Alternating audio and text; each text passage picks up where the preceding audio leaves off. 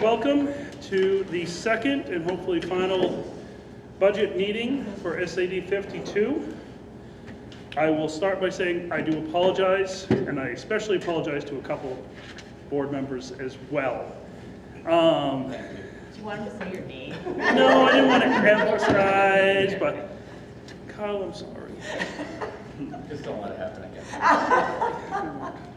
again. Peter. All right, Pledge Allegiance by Bree, so I will lead it off. Pick a flag, any flag. Pledge allegiance To the flag of the United States of America and to the republic for which it stands, one nation, under God, indivisible, with liberty and justice for all. All right.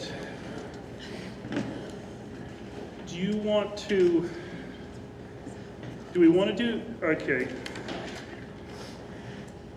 You want to go through 1 through 7 and for any questions ahead of time, or I was thinking that maybe should be last?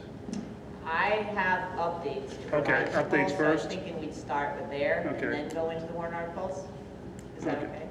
So just updates and then any changes or modifications when we're all said and done.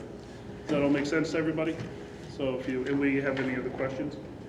As far as we know, I haven't heard from either of these three, have you? Nope, I know this is hard for Jenny, the other two I'm not sure of. I've not heard from anybody. Okay. All right. That being said, Superintendent Med. Okay. You guys What's up? have updated documents that everybody has. They're now tan. Last week was blue. The first set we put out was white. So I will talk through today. One, we had a bunch of questions that came our way, so I'm going to just make sure that we answer those questions. Then we'll talk through the changes that have been made. The other thing that you asked for last time was a model of what a 1% decrease would look like. So we put together one that is one version of what that could look like. Okay, so that's where we are. Okay, so a couple questions. We got questions last time about federal dollars and what the per pupil amount was. So title funds, the number is different at each school because it depends on the socioeconomic disadvantage number. So Green and Leeds have the highest amount of per pupil federal money because they have the highest poverty rates in those two schools. The rest of the schools, that per pupil amount is for professional development. And I'm just going to make, Teresa, you're going to tell me that I'm saying this correctly. Do you want me to say it, or do you want to say it and then I'll see if Well, you're what I've said so far, has it been accurate? The greatest amount of funds in title really goes to salaries and benefits. Yes, I haven't said that. Oh, but sorry. Yes. No.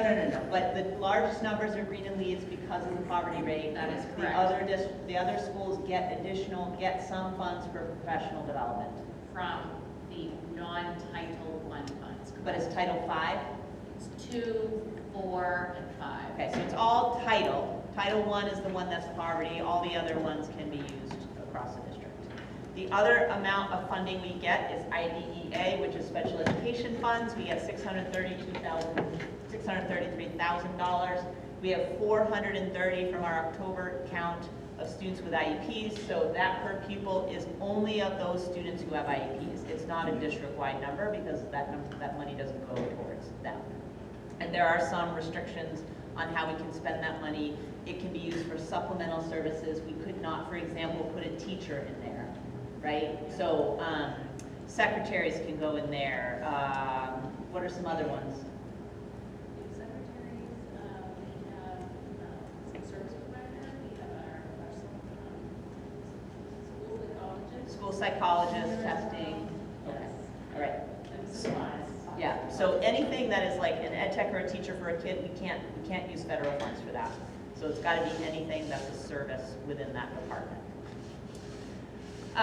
State dollars, the per pupil amount for state funding is $10,547 per pupil out of the 21,000. We had the calculation is on the 204 and a half students, which I'll answer that in a second, why there's a half a student there.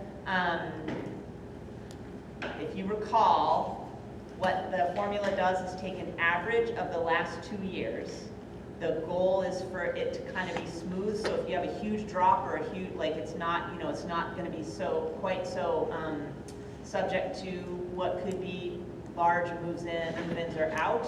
Our actual number for this year for per pupil, I think, was 223. Oh, 207 in that. Okay. We have 56 seats at LRTC. That is in the funding formula. We typically send more students than that, but that's how much the funding formula gives us, is 56 seats. There was a question around sports. How many girls tried out for basketball? 37, 12 were cut. On the boys' side, 25 boys were cut. And I think this is in relation to the request for a stipend to expand a boys' basketball team, an expansion team. And then the question is if there are any other expansion teams for girls, and they can't find any schools. The expansion teams follow sort of where the bulk of the participation is, and that is for boys. AI, the questions around the cost. So the Magic School, which is the program we've been discussing, would be $6,200. There would be teacher-wide access for the whole district. Students would only have access who are in grades 7 through 12. We currently have staff guidelines, not a board policy, but certainly the board can enact a policy. And it is a subscription, so it would be an annual expense. We don't purchase it, but it's an annual thing. Spending on K2 technology, we have reduced that very significantly just for K2. You wouldn't necessarily see these numbers in yours, so like Leads in Green, it's a single technology hardware line. So I had to break it down for just the K2. TPS obviously is pre-K2. So 2 years ago, we were at a total of $56,000. The budget we put in front of you for spending on K2 is $19,440. So we've reduced the amount of money we're spending on primary technology by $36,700. Question was asked if we get subsidy for homeschool students, and the answer is yes. This formula is what I realized that I had asked this of Paula Gravel last year, who runs the DOE, the finance people. So they have a chart. If the easiest example is if we have a high school student taking a single course, then they would count as 25% participation. That's how we end up with a half a student. So this year in the ED 279, those students are counted under equivalent, or no, in our October 1 count, they're counted under equivalent instruction. And so this year we have 3.75 of those students. So those are homeschool students taking some percentage of their time here. And so we do get whatever percent they're here. So if they're taking one class, then 25% of a student is what we would get for subsidy. Okay, those are my questions. The other thing, you have an email. Ashley had sent a whole pile of questions, so you've got that document in there. It's for the first 5 warrant articles, so I guess we can come back to that if she comes, but we spent a lot of time, so if you guys want to review that, and then certainly if you have any follow-up questions to that information, send them our way. Gary? Yeah. Real quick also, I want to apologize. We did get another question in regards to what the total expense of our SRO officer would be. I had every intention of getting that information out to you today, but I did not. The total expense for everything included for our SRO officer is $172,670. So I'm going to assume that's person and vehicle, I believe, rental Correct. vehicle too. It's everything, uniform, all that stuff. Yeah. Okay, any other follow-up questions before we get into what has changed in the budget you're looking at? Okay. All right, so the total amount of reductions in this budget across a bunch of warrant articles is $95,815. And just at the bottom, this is not any programming, nothing's been cut, no people, nothing. So this is us going through. Some of it we reviewed lines that Ashley had asked questions about. So in the process of answering that question, we're like, I think we could make some adjustments here. So it's always helpful to get those questions because we go back and re-examine a line to do that. So I think last week, we found out that our liability and property insurance was not going to be as high of an increase as we thought. So you had budgeted 20% per initial guidance, and we got instruction that it won't exceed 5%. So I reduced overall expenses on all insurance lines associated with property, vehicle, and school board liability. So you'll see that 32,000 for property vehicle, school board liability, a cut of, so these numbers are the cuts, right? So school board liability, that's in warrant article system admin, a cut of 2,800. Financial support, I'm gonna let you talk about that. So with the implementation of the new software, our sales representative went back and looked at all of the components that we presently have with our current software, and she was able to reduce some of the expenses based on user count. They no longer count the number of people who have access, they do it a different way. In addition to that, we identified a number of modules that we do not use, and with the migration to the new software, we do not need to maintain those anymore. It's not a part of what we had. So we were able to reduce the overall expense by $10,000. Initially, they recommend a 5% increase year over year, which is what I had done. I budgeted for a 5% increase. And then with these changes, I went back to them and I said, listen, I want to know what we're looking at now with migration to new software, inclusion of new modules, deletion of other modules, all the changes, and it was a significant amount of money. And Gabby and Ashley Gagnon, who's our payroll / finance coordinator, are crushing the training, so we're actually saving money on the training. What they anticipated we would need, we don't, because they're awesome. So just say that out loud too. Actually, it's Ashley. I can't take any credit. Yeah, whatever. Okay, in TES regular instruction, it's a couple of different lines. I think we took a little bit out of the sub line. I think we took a little bit out of book line. Took a little. It's a couple of different lines that add up to, in the TES section of regular instruction, 11,910. So if you want more details, I think Kristen probably, we went back and forth. She's got the details of that. But again, it's not, we didn't like cut a program. We didn't eliminate anything. We sort of looked at the line and said, I don't think we need that much. Under the high school regular instruction, we eliminated $2,500. High school regular instruction? I'm gonna let Gabby look up. There was contracted services for piano. Oh, right, that That was was only part of it. it was, we reduced the contracted service in music.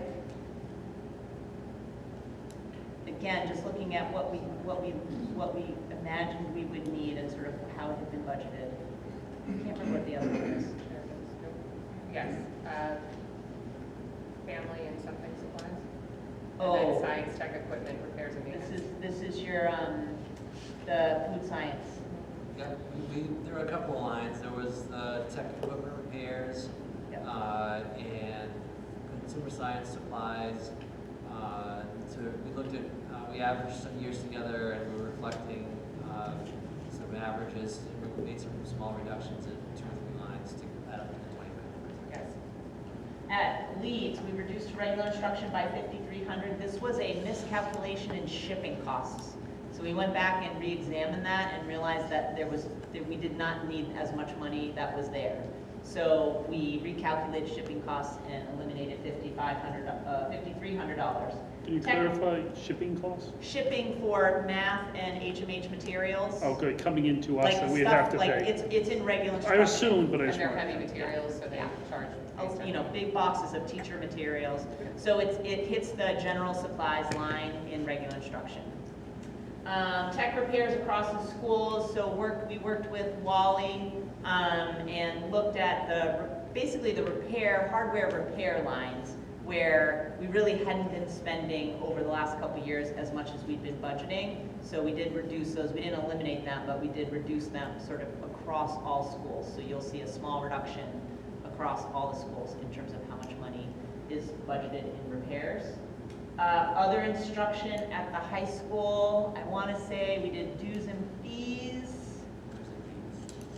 Co-curricular supplies. Yep, that was sort of things for the auditorium, for the play. Athletic training. How much supplies we bought for the trainer. No training. Oh, this is Like- coaches who need CPR, Right. training, Ryan LaRoche going to a conference. And then athletic dues and fees. Yeah. So we did the same thing. We went back the last couple of years and said, all right, we can reduce that some and still be okay. And then Gavin and I Karen. looked at, yep, sorry. What you just said, I just wanted to double check. This was an evaluation of what has been spent Yes. versus what we have been budgeting. And by looking back at the training that the athletic director and others have actually done, we were able to reduce the line item we were budgeting. Correct. Okay, we're not actually reducing the amount of training. Correct. that's occurring. Correct. Yeah. Yes, we are not eliminating CPR training. We are not eliminating a conference. We are saying, so like last year, I think the training line is down a lot. One, we froze the budget in March, so I think all those lines, you have to sort of remember that, is that no spending really happened in a lot of lines after March of last year.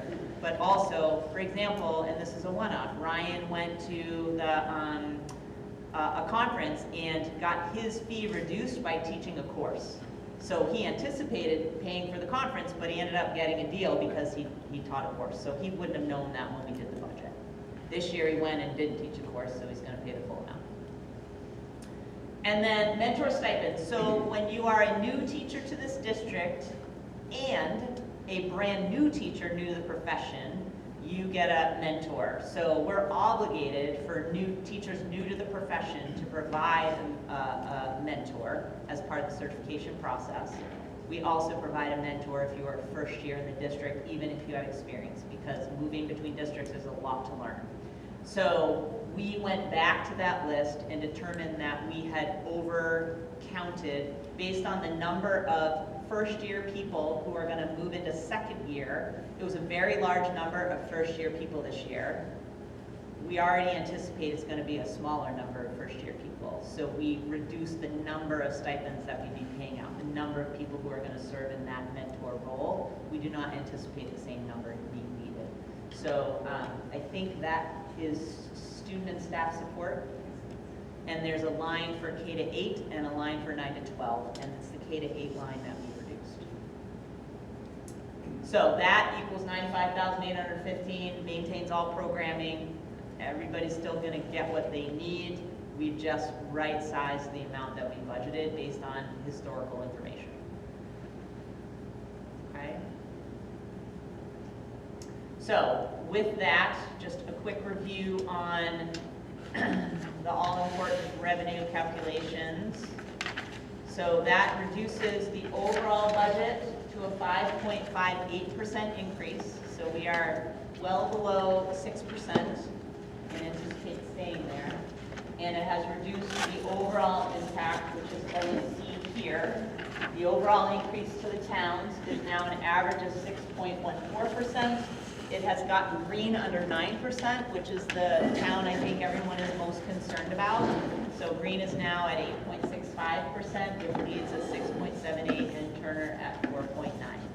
And just a reminder, no matter what we do, that variation is going to stay there. There is going to be no way for like all the towns to have the same increase because the state has determined that through the funding formula.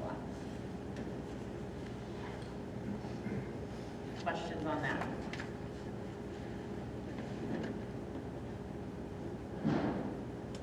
Okay. All right, so I'm going to ask Evan to come up and talk a little bit about what I gave you guys an email yesterday, but for everybody else, the high school, with the bulk of students that they have, has determined that they still need another teacher to be able to meet the needs that the kids have. So I'm going to let Evan talk about that. Good evening, everybody. So I'm going to do my best to try to make this make sense. So when the first semester ends and we start rolling into the 1st of February is when we start getting into the process of course registrations for the upcoming school year. And we are in the midst of that. That's students have made their requests, and Mrs. Poulin, our guidance director, has been calculating those numbers. And in doing those calculations, this became evident that we have our current staffing level. If we have our 7 social studies teachers, one being the network leader, they each teach, the network leader teaches 5.5 class periods, and the others teach 6. That gives us a total of 41.5 teaching periods to calculate our schedule with. After pulling together all the numbers for course registrations, we have requests for 50 teaching periods, which is a discrepancy that is unusual. Like we oftentimes have a discrepancy because we get kids that sign up for a lot of stuff, but we don't often have, or we never have, that much of a discrepancy. So I've talked to Carrie about it yesterday, figuring out how we might proceed, and this is where we decided to come with it. So in requesting an additional social studies teacher, that would give us 47 and a half teaching periods, which isn't 50, I can see that math, but it is much closer, and we can accommodate for that difference by adjusting numbers of sections and numbers of students in each section to get us to where we are in a striking distance of being able to pull this off. Now, not having these additional teaching periods has implications across the building, and I want to talk about those next. So, as of right now, without the additional teaching periods for social studies, we have 4 of our 8 periods during the day for next year that do not have study hall coverage. So, we have to have at least 1 study hall in each period, and best practice would be to have more than 1 study hall for each period, so that we don't have 80 kids in a study hall. That it's a little less effective when we have, I'll use that number of students in the study hall, which then builds into this vicious cycle of we're unable to offer electives, and if you're not able to offer electives, then you have more students in study hall, and I don't have people who do study hall. So then we're on this hamster wheel of how we're going to navigate this. Even though, so a building-wide implication for adding that, even though it doesn't resolve the difference between course requests or the study hall, it does get us to a place where we can make it work.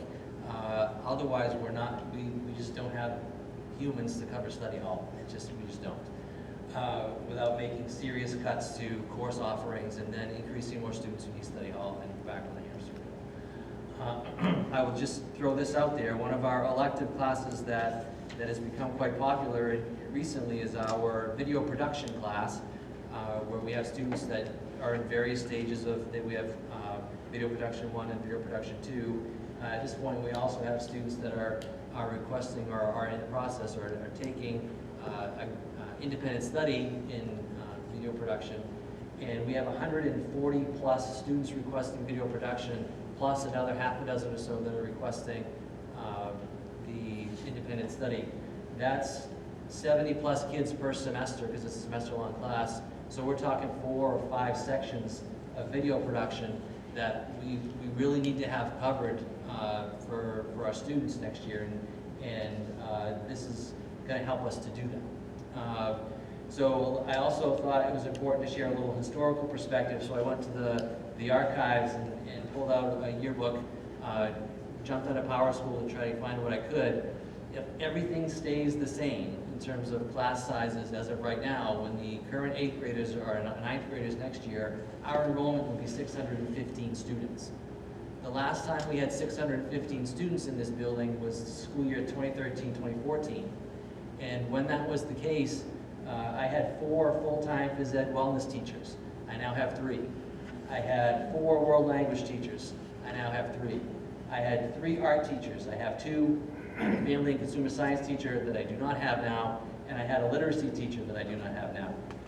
All of those positions had sections that they taught and had students in them, providing an opportunity for kids to take classes and be places other than being in a study hall and being able to fill their elective sections. So those are all things that were here at that time, the last time we had many students here.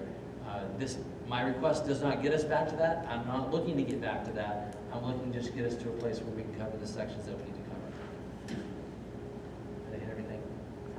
Okay. I understand some of this is electives, but how much is it just to meet graduation requirement social studies classes? How many teaching periods is that? I'm not sure that I can pull that out. I can try to tweeze it out, but it's going to take me a minute. Okay. Because the electives also factor into graduation requirements, because you have to have 24 credits, and in order to get that, it involves a number of electives as well. Okay. The video editing classes you talked about, are they in the social studies program, or is that just that? They're a little bit everywhere. One of my social studies teachers does teach a couple of sections, but it's not all there. It's in different places. It's very much dependent upon both the level of comfort that I have for, like it's in kind of in a warehouse, and availability. So it's not, that program exists in a collaboration of teachers who don't, Correct. who are not like technology teachers. That is correct. Video. It's sort of like this homegrown. It is spread across the building, Yeah. and it's been kind of this, well, it grew up out of necessity with Buzz Media when we needed to share a lot So of you have information. a social studies teacher doing some of it, you have a science teacher doing some of it, you have an English I have a teacher? math teacher doing some of it. Math teacher. Did you have a Spanish teacher doing a section? Last year. Last year, Yep. yeah. Did we, that's clearly, we're down teachers in our, what we offer for word is escaping me. But like the Buzz Media classes and so forth, were they even available back then? No, there were other electives that would have been available. So our overall elective numbers, the word that was escaping me, our overall elective numbers have stayed, offerings have, for the most part, stayed the same or gone down. Yes. So we had offerings, because so like a lot of this technology stuff wasn't available back then. I'm just curious if our current numbers of teachers are about the same. Our current level of content area teachers like math, science, and social studies are very similar to what they were. But how about prior. elective teachers? Everybody Okay, teaches. but elective offerings. The elective offerings are very similar to what they Does this significant increase that you're seeing going into next year, none of the other electives are taking hits, so it's basically either going to be in these elective offerings or study hall? The- So like, for example, some other elective is not going from 50 students to 12, because So- they're all jumping over to, Correct. It's not gonna be a one-for-one switch, but I wanna try to, this isn't just about social studies and social studies electives. I'm talking about putting an additional staff member here to help negate the logjam everywhere else. Like this will have rippling effects across the building because it allows for some movement of students to get into some electives over here that they might not have been. It just, the whole puzzle comes together when we're able to have some flexibility in the offerings. I definitely can see the need, I can see the concern and the positive aspect of it. The thing that probably rubs me the worst is the timing. Because we know what the 8th grade class was, we didn't know what they were going to pick for students, but if it's a school-wide situation, to me it's unfair to all the other directors and principals that we're assigned to put a new position at this school when we're all through. Yep. Because it's not being, to me, this position is not going to be compared fairly with all the other requests. So that always puts a little bit more of a stricter view of it on my part, because I feel, okay, it deserves a much stricter review, because it's not being put one-to-one with Green or Leeds or primary school issues. I'm ready to scrutinize it however you'd like. Yeah. Timing's not great for me either. I was hoping that the science teacher that we've been talking about all along was gonna take care of this, and it didn't even come close. Crystal, please. I know that you said a couple of things here, and obviously I can reverse that if we don't have this position. But what does it look like in the classroom if we do not add? Like, social studies, like there are people who just don't get to take it, or? So what will end up happening, and let me go, I got a piece of Sorry. paper over it. Or they're like 50 kids per class. Okay.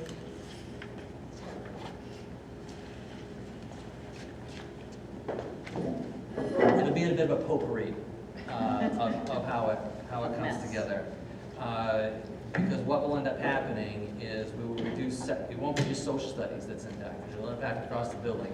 We'll have to reduce numbers of sections, of lots of different content areas, and increase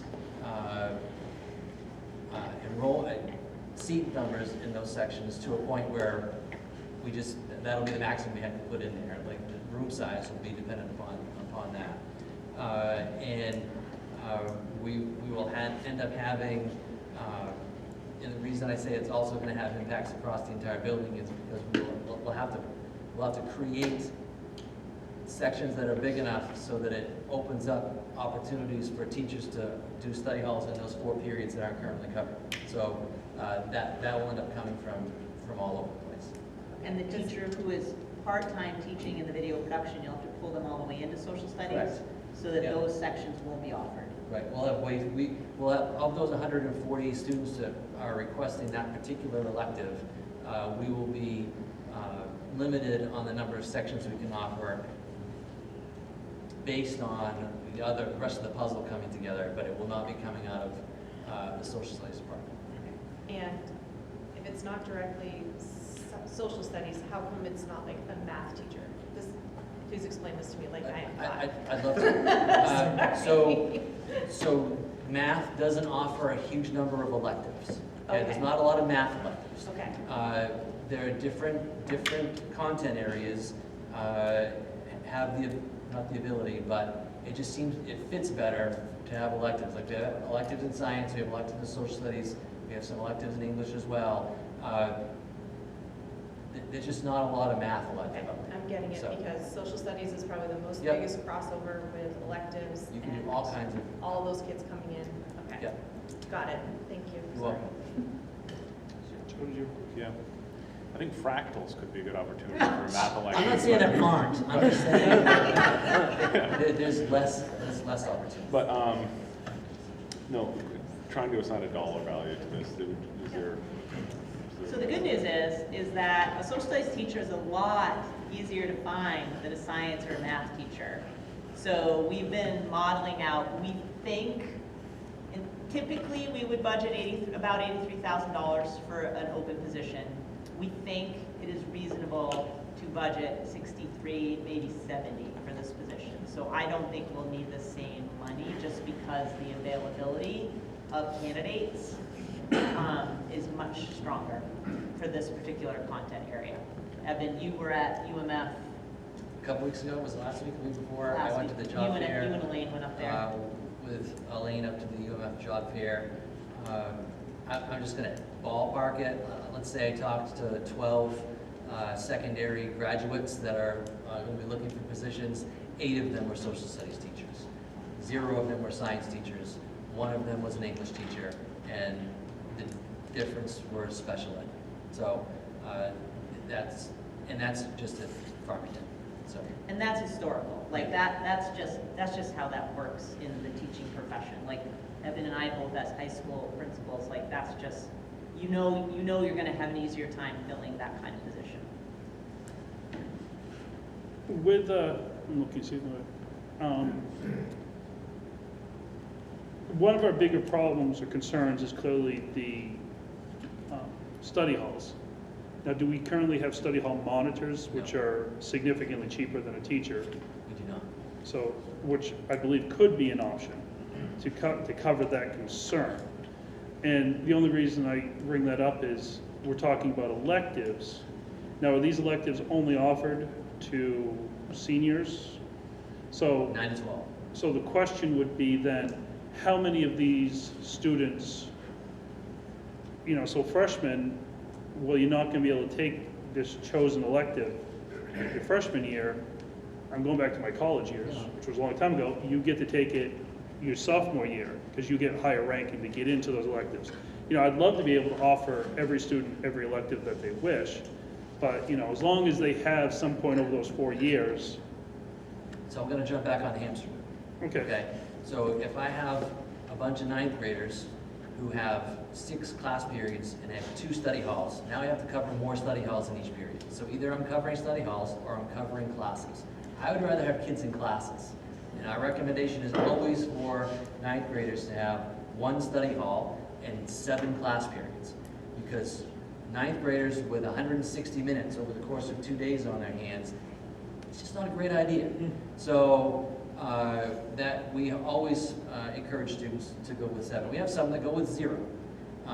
Again, because I would rather have students in a classroom doing a class than in a study hall. To answer your question, yes, we could open up an ed tech type position and post it for study hall monitors. The problem with that is, I mean, again, I'm going to go out on a limb just a little bit, but I've been doing this for a little while, and that's a position that's going to sit there for 18 months before I get an application. Because I currently have 6 ed tech positions in the building, and I just got 1 applicant last week. And they've been open, some of them, since last spring. So I agree with you, they would be cheaper, and we've done that before. But that was a time in which those people were looking for those positions, and it's just not, that's not the case now. Just to clarify, when it comes, are there alternative slots open for ninth graders, but they're just not choosing it, so they're going to a study hall instead? No. So all of the different electives are basically full at this point, I can tell you with absolute certainty right now. regardless of that- the field. Correct. That's how tight we're running this year, and it's even tighter to be on tight next year. Question, just for clarification, I believe this can be in the budget under 2. You can just place it in, or a board member can put it in. At this point, is this currently placed into the It is budget? not in there right now, no. Are you planning to place it, or are you going to be looking for one of us to put it in? I would defer to you. I don't see how the high school functions without an additional teacher. I am fully in support of the request and don't see quite how all the needs will be met. Students with 2 study halls is a bad idea. Like, they just don't need that much time, right? You guys, you don't need that much time. I'm looking at them, right? They don't want to tell you the truth, but they can't lie. They do not need a study hall every day. And for some kids, depending on their schedule, you could end up with a student with 2 study halls on one day because their green day might be full and their white day would have 2 classes. And then you have a kid with so much free time. Like, if I was that kid's parent, I'd be frustrated. Like, why is my kid just hanging out at school for 2 periods every other day doing nothing? Peter, I just want to say, and I should have said this probably when I started, this was not my first choice. When we discussed this yesterday, I came in asking a different question.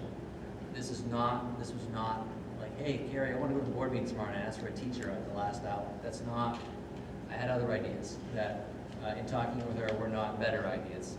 That's why I'm here. Joe? Remember last year, I think it could have been 2 years ago, I'm not sure, we eliminated, I think the forestry elective and I think there was another ecology, science elective we eliminated. Was that last year or was it the year before? I think it was the year before. Year before. We're not on a track to recover some of those electives, right? We're in the other. Not at this point, but Yeah. that's not to say that in looking at course signups a year from now that it won't allow for that, but that's not in the plan for right now. I think just one difficulty. So we're in the ramp up phase to the school having more kids. It's a lot simpler when you're ramping down. So Yeah. in 2013, you got 650 kids, whatever. Ramping down from that is like, well, it's like what we've been doing at Green. Each year I've been here, we've needed 1 less teacher, right? So like we just take that teacher and move it so there's nowhere to move positions when you're at the high school level. Between the elementary schools, we're able to do that pretty easily, follow where the kids are, but the middle school and the high school are singletons. So ramping down from those numbers, so now ramping up, I think, just in defense of Eben, sometimes you don't see the implications until you actually have real numbers and real kids, like, needing to be in spaces. And so I think this is just the pain of ramping up and not seeing those unintended consequences until it's sort of like, oh, no, this is bad. And then knowing what that looks like when kids don't have places to be. Ashley? A couple questions, just curious, do you know how about roughly how many kids come into the high school or on No, but I get that number. And then are there any reserves in this year's budget that aren't being used? That could, Reserve funds? yeah, that could potentially go towards covering, roll over into a new reserve to cover any teacher. So the reserve funds stay in the reserve fund that it's been assigned to until used or the board votes to move them. So there will remain $100,000 in the regular instruction reserve fund as long as nothing catastrophic happens in the remainder of this year. It will remain there for use next year. So it is an option to reduce how much money we have in the reserve fund. So for regular instruction, so reduce that to 50,000, maybe reduce it from 100,000, whatever, to move those funds into the budget. I wouldn't, if we took it out of reserve fund for next year, it's a position that's not going away for a while, right? It's going to be in the budget after next year. So, but it may be that you all think you have a little bit more tolerance for not having $100,000 there. Maybe we're not going to need a kindergarten. It's sort of those random things that happen. But I think that's an idea for folks to discuss, is whether or not we just don't carry as much there and move it into the budget. I'm sorry, Ashley, what was your first question? Oh, numbers. Thank you very much. Specifically, it was high school, but I'm not sure. Yeah. I blanked, I apologize. And do we know, or Gabby, would you be able to estimate how much of the regular instruction isn't going to be done this year's budget? What was budgeted? I have not done projections yet this year. I had intended to have them done by the end of March. So I can potentially have that for our next board meeting,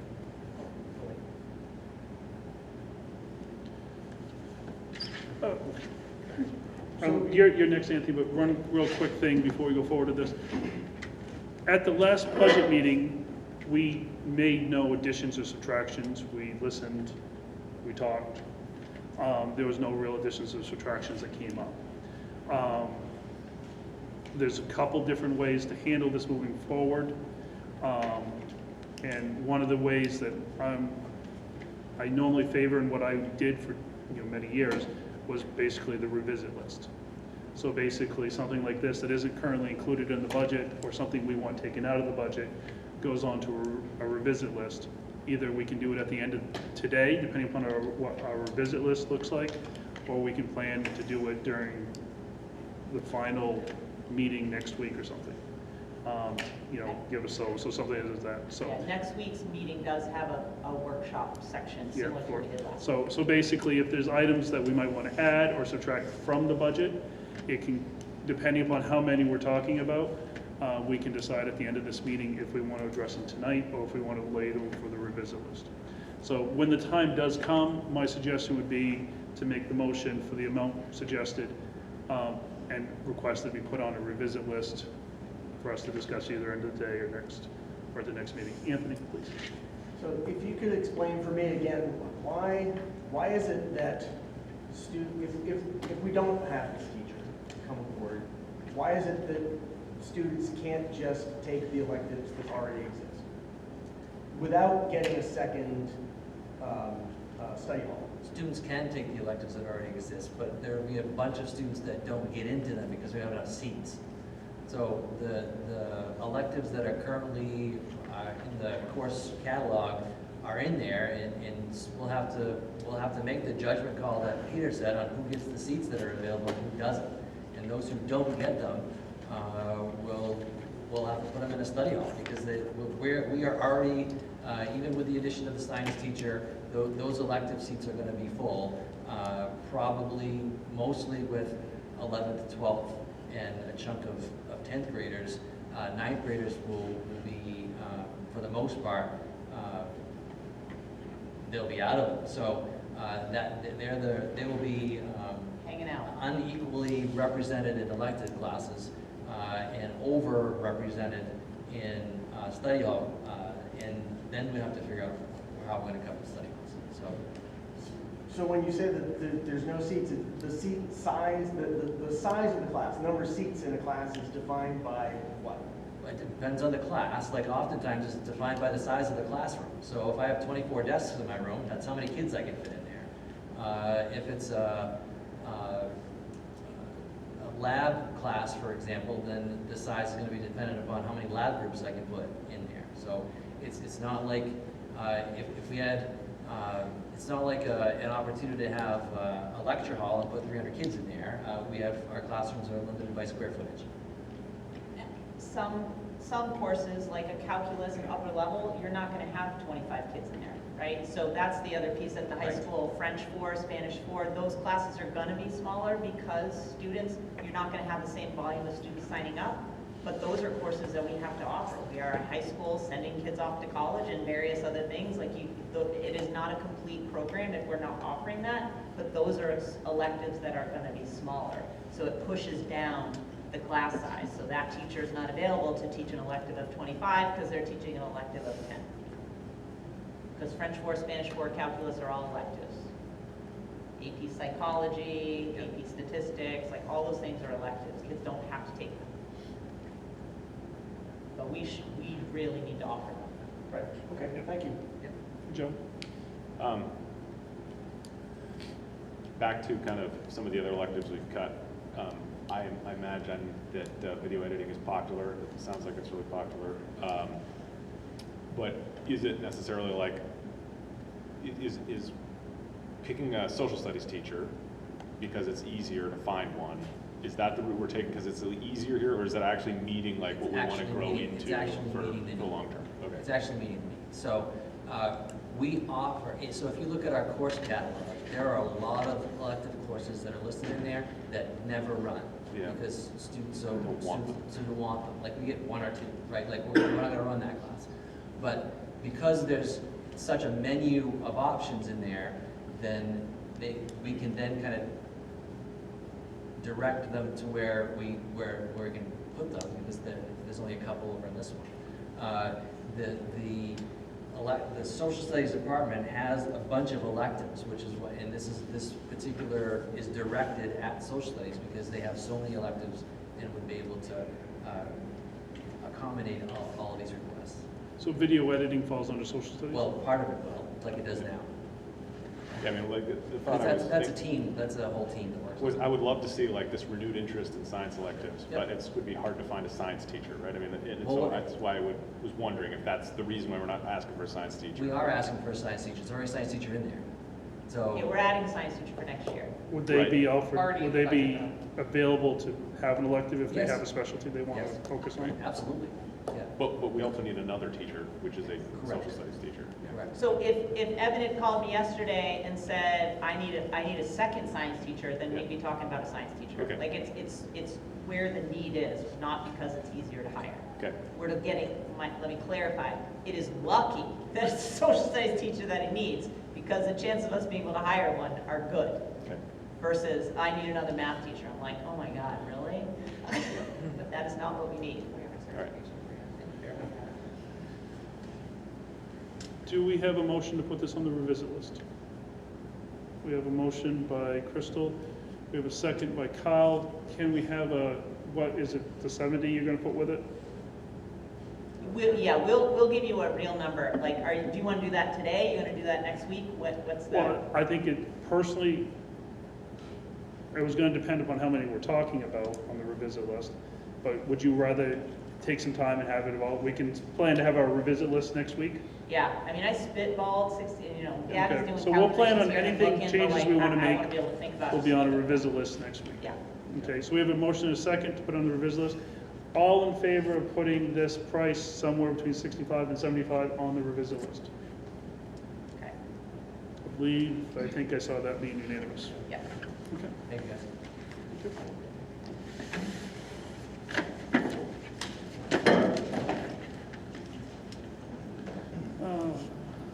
Okay, one last item to follow up from. At the last workshop, you all asked us to model out an additional 1% cut.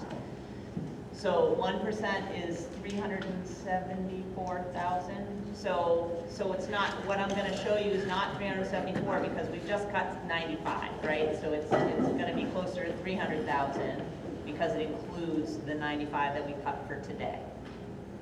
So modeled that out to just give you an idea of what that would look like. So let me just I'm gonna stand up here just because it's a little bit tricky. So we have, at tech positions, we are asking for 4 new positions. We do have some that are open, as Evan said to you, he's got a bunch of them here at the high school. So when we have open ed tech positions, a lot of the times we have subs subbing in there. So we have a body, they're just not applying for the job. So, but we also at TES have some long-term subs that are not open positions, but we had students move in and we needed to cover them. So we have some open ed tech positions. So if we eliminated 2 of those, it's entirely possible we would come back next year and say, we need it, we have our special ed reserve fund, we would be able to cover that. So that's $116,000. There's no way to get to $300,000 without like people, right? Because you just can't get enough money. We have a floating custodian in facilities that we would eliminate that, and we can talk about what sort of like what the implications of that could be. That position is currently, where's Dave? Where's Dave? Just left for a Oh, moment. jeez. It's currently open, right? It is. It's currently open. It's currently open. Yes, it is. Last year, we put on the table, right now, all of our elementary students get PE twice a week.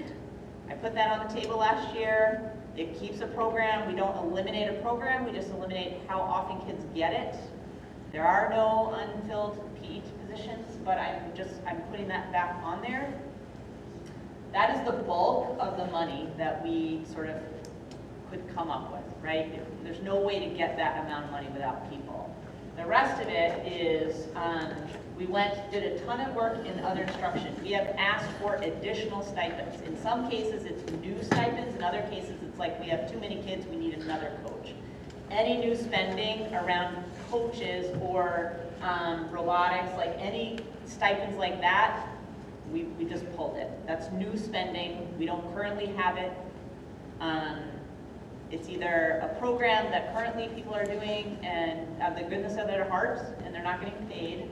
We have some safety concerns around track and football, but those are all new stipends that we don't currently have. Unified and the expansion basketball team at the middle school. So we put those there. $2,000 additional for the arts gala that Evan had put in there, we removed that. And then the last chunk we got, so the last couple years we've been sort of going back and forth with the funding for library books. So 2 years ago we reduced the funding. It's a per pupil amount. I think the normal number is $22 $22.50 per student. 2 years ago we reduced that to $19. Last year we put it back. So this year it's at $22.50. So if we reduced it again to $19. So that combination gives us $311,000. So this does not, technically, does not eliminate any programs because we did expansion basketball this year, but it was we spent we reduced spending in other items to be able to add that stipend. We brought that to you guys. Unified exists. It's kind of a scramble, as Jana described, like people sort of take care of stuff. The high school has a position. Don't forget also that Unified Bocce is already being cut from the high school. We have track and football. We have high numbers. Do they really need another coach? Yep, but again, that is all new spending. That is all just new spending in other instruction. So that's what we did for a model. So I think the question by the end of tonight is going to be sort of that direction from you all around, sort of what that looks like, what you want us to continue to look at. Unfortunately, we did all that work, eliminated $95,000. If we now need a teacher, that like kind of undoes what we just did, which is super frustrating. We anticipate insurance numbers maybe at the end of next week. Not for hours, but a firm maximum. Whether or not that provides relief is really hard to know at this point. So, To clarify, we're currently 14 yes. of what our max might be, and that's what we're budgeted for. Yes. We started at 15, but in our first round, we cut that by 1%. Joe? I'm sorry that I was thinking about other line items during part of your conversation, but what are the books again? The library books, it is the They're all, per it's pupil. library books for students, so that each one of those lines is a school. Correct. With the exception of Leeds. Leeds has a fixed number because their numbers are so small that if we reduced it too much, there just wouldn't be enough money. It's still less than what the other ones are, Yeah. but it's just a different calculation for Leeds because of the size of the school. But that is each school, if I had the budget line for you, you'd know, but I don't That think it wasn't would like matter. classroom materials, that's. No, that's the library library books, books. Okay. not classroom books. Alex? The floating custodian, was that a position that was filled partway through this year where we lost someone, or was that unfilled throughout? We didn't lose someone, I'm sorry, Dave. Dave's back. The individual took another position that became vacant, a head custodian position, so instead of the head custodian position being vacant, now this floating position is vacant. It's recently vacant Right. because the person Okay, that's what I transferred. Good memory, Alex. So thank you for doing this work. I know that it's not easy to pull these numbers together. I'm curious, I mean, from my perspective, a lot of these are student-facing cuts. We have an SRO. I have nothing against our SRO, but it's $170,000. That's more than half of that number. That position could be eliminated, still get this number, and keep things like physical education in there. I'm just curious, like, why not there? Yeah. So we can eliminate the SRO. I think just to be really, really transparent, you would have to tell me. I will never put that position on the chopping block. You would have to tell me to pull it, and I would pull it, but I would need you to tell me that. There would be no reunification plan if we did not have an SRO. We would not be operating the threat assessment system that we're operating without an SRO. The emergency planning, when we did that work, we were able to collaborate with all the emergency services in all 3 towns. The SRO made that happen. Like, none of our towns have a police department or contract for police coverage. And that leaves the schools vulnerable because the relationships, there are no relationships with law enforcement because when you call, you get whatever deputy is on duty and wherever they are. So if you need something at the high school and the deputy on duty covering Turner happens to be in Wales, then you're just gonna wait until they come from Wales. And so when I came here as a superintendent, that was one of my priorities because I know how important that is. The number of extremely concerning, difficult situations that have been dealt with just that I'm aware of, and they're not dealt with because the SRO is here. They're situations that exist that we now feel like we can properly respond to, where student safety is at risk, families seeking the assistance of an SRO with issues they have that may or may not even have anything to do with things that are happening in school, but it's our student. It is a very significant resource to families and to staff that I think would leave the schools extremely vulnerable to not have that position. Joe? I feel like I understand the actual implications of the PE teacher removal, but I don't know if I completely understand what would happen if we didn't have the floating custodian. I think, I know just from PTV conversations, we've been shorthanded already. I'm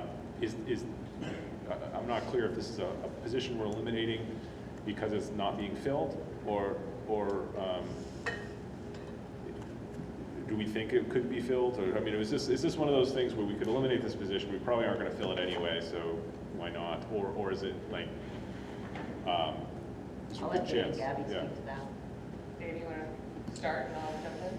Yeah, so our rotating custodial person has gone and taken a head custodian position. So the floating position, a lot of times, would cover anyone that was missing during the day shift or assist basically any schools that need some sort of setup. Most of our day custodians, head custodians, are at those buildings for most locations. A lot of times I can shift maintenance guys into those positions for coverage.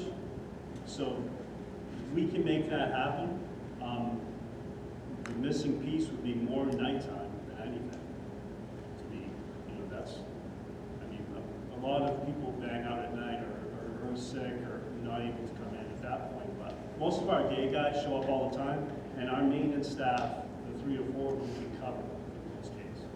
So is this a nighttime floating position? No. or- It presently is a daytime. In an ideal scenario, it would be a nighttime floating position. So what's in the budget? A daytime floating position? It's the same price either way. Oh, okay. It's a custodian position. Yeah, But but just not yeah. assigned to a particular Correct. school. It's an individual who doesn't have a specific place to be every single day. It's based on need. And for months, we've had that individual at the high school because we were so short-staffed at the high school. Thankfully, that seems to have subsided, and the maintenance guys are helping out significantly. So we anticipate that we'll be able to continue to utilize the maintenance staff in that aspect where needed, filling it. It's not ideal. We don't want to cut any positions. Right. All the positions are absolutely needed throughout the district.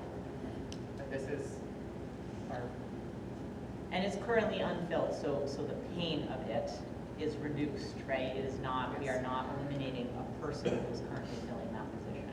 Ashley? Unrelated to the position, do we kind of know the total lacrosse cost is?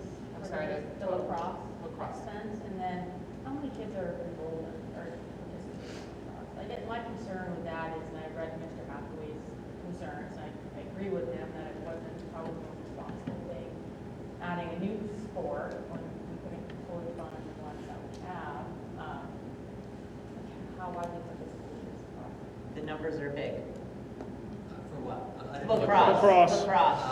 There were 20, the boys had a meeting today. I got 25 boys in here this afternoon. That was before the meeting started, so some additional ones might have strolled in before after I left. And girls, I think, is at 15 or 20, I think.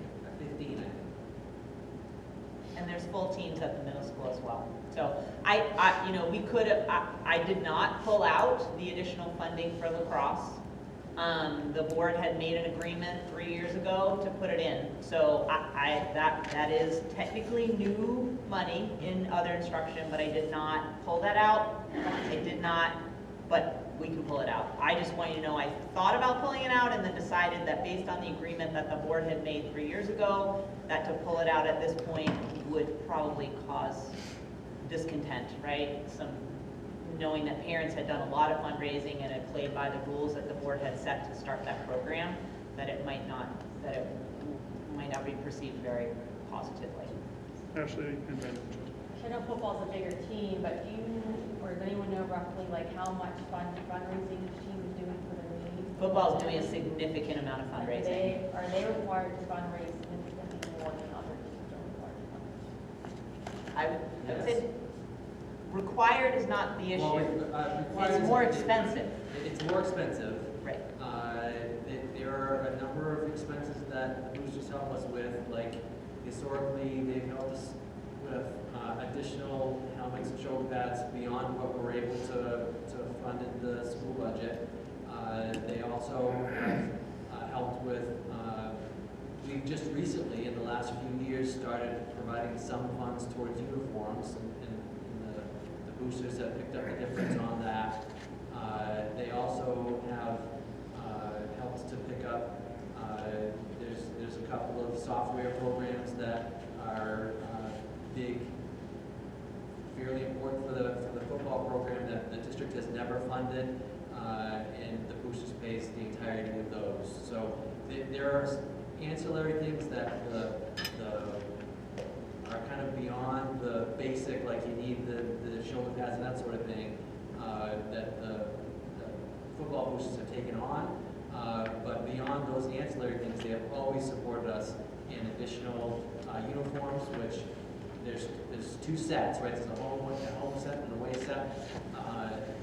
Shirts and pants that have not gotten cheaper since we started doing this. If we have X amount of dollars for reconditioning of equipment, we send out our equipment, and once we send it out, we don't know if it doesn't pass the test, they'll pull it out. We never know how many they're going to pull out. If they pull out one, we have to buy a new one.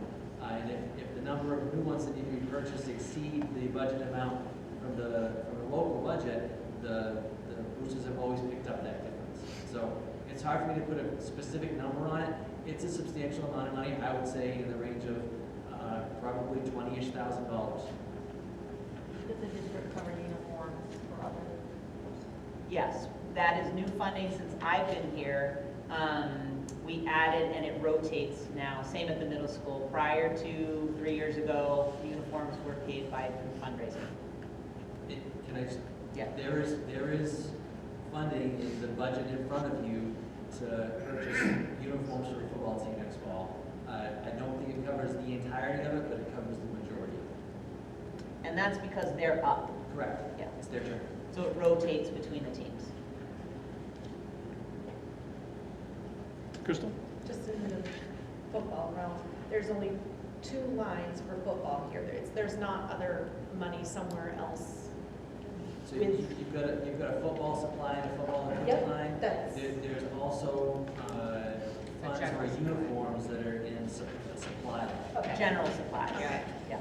In Mr. Hathaway's email to all of us, it was $27,500 to purchase 75 uniforms, excuse me, for varsity and JV teams, and we're allotting 10. I believe we've allotted 13, but Okay. I'd have to go back. Okay. Okay, so they do, that is significant for them to have to raise. Okay. And that's not, I mean, that's That's not. the other amount of money that supports athletics is the activities account that is funded through gate receipts.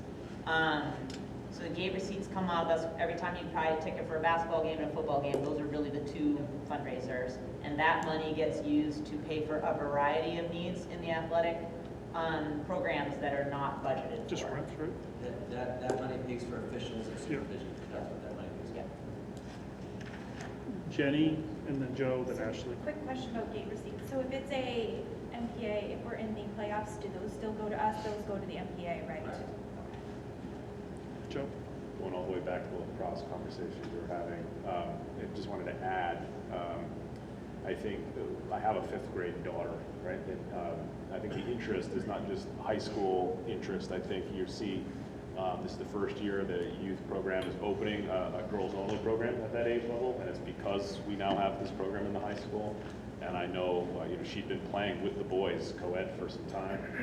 There's, I know, at least a handful of girls that are now going from not playing a sport to playing lacrosse this spring because of the high school's program offering. And that's just what I know at that level. So I think there's certainly a lot of momentum in the community towards lacrosse right now because we opened it and made that commitment. Ashley? Curious on gate receipts, so they're spread out evenly. Would you say most of the gate receipts come from football games? Football and basketball. Football and basketball. Football doesn't get to retain their gate receipt funds for their, why is that?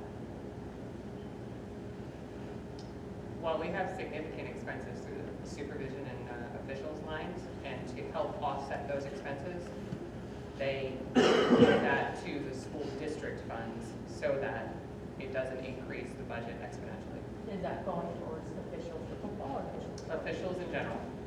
So I guess my concern is that it's such a large sport, and some of the concerns are that they're raising more money than other teams are having to. Why, what are some of those funds that they're bringing in from other kids that are coming, or quite a ways to come to the level of like not Yep. keeping those funds for their needs?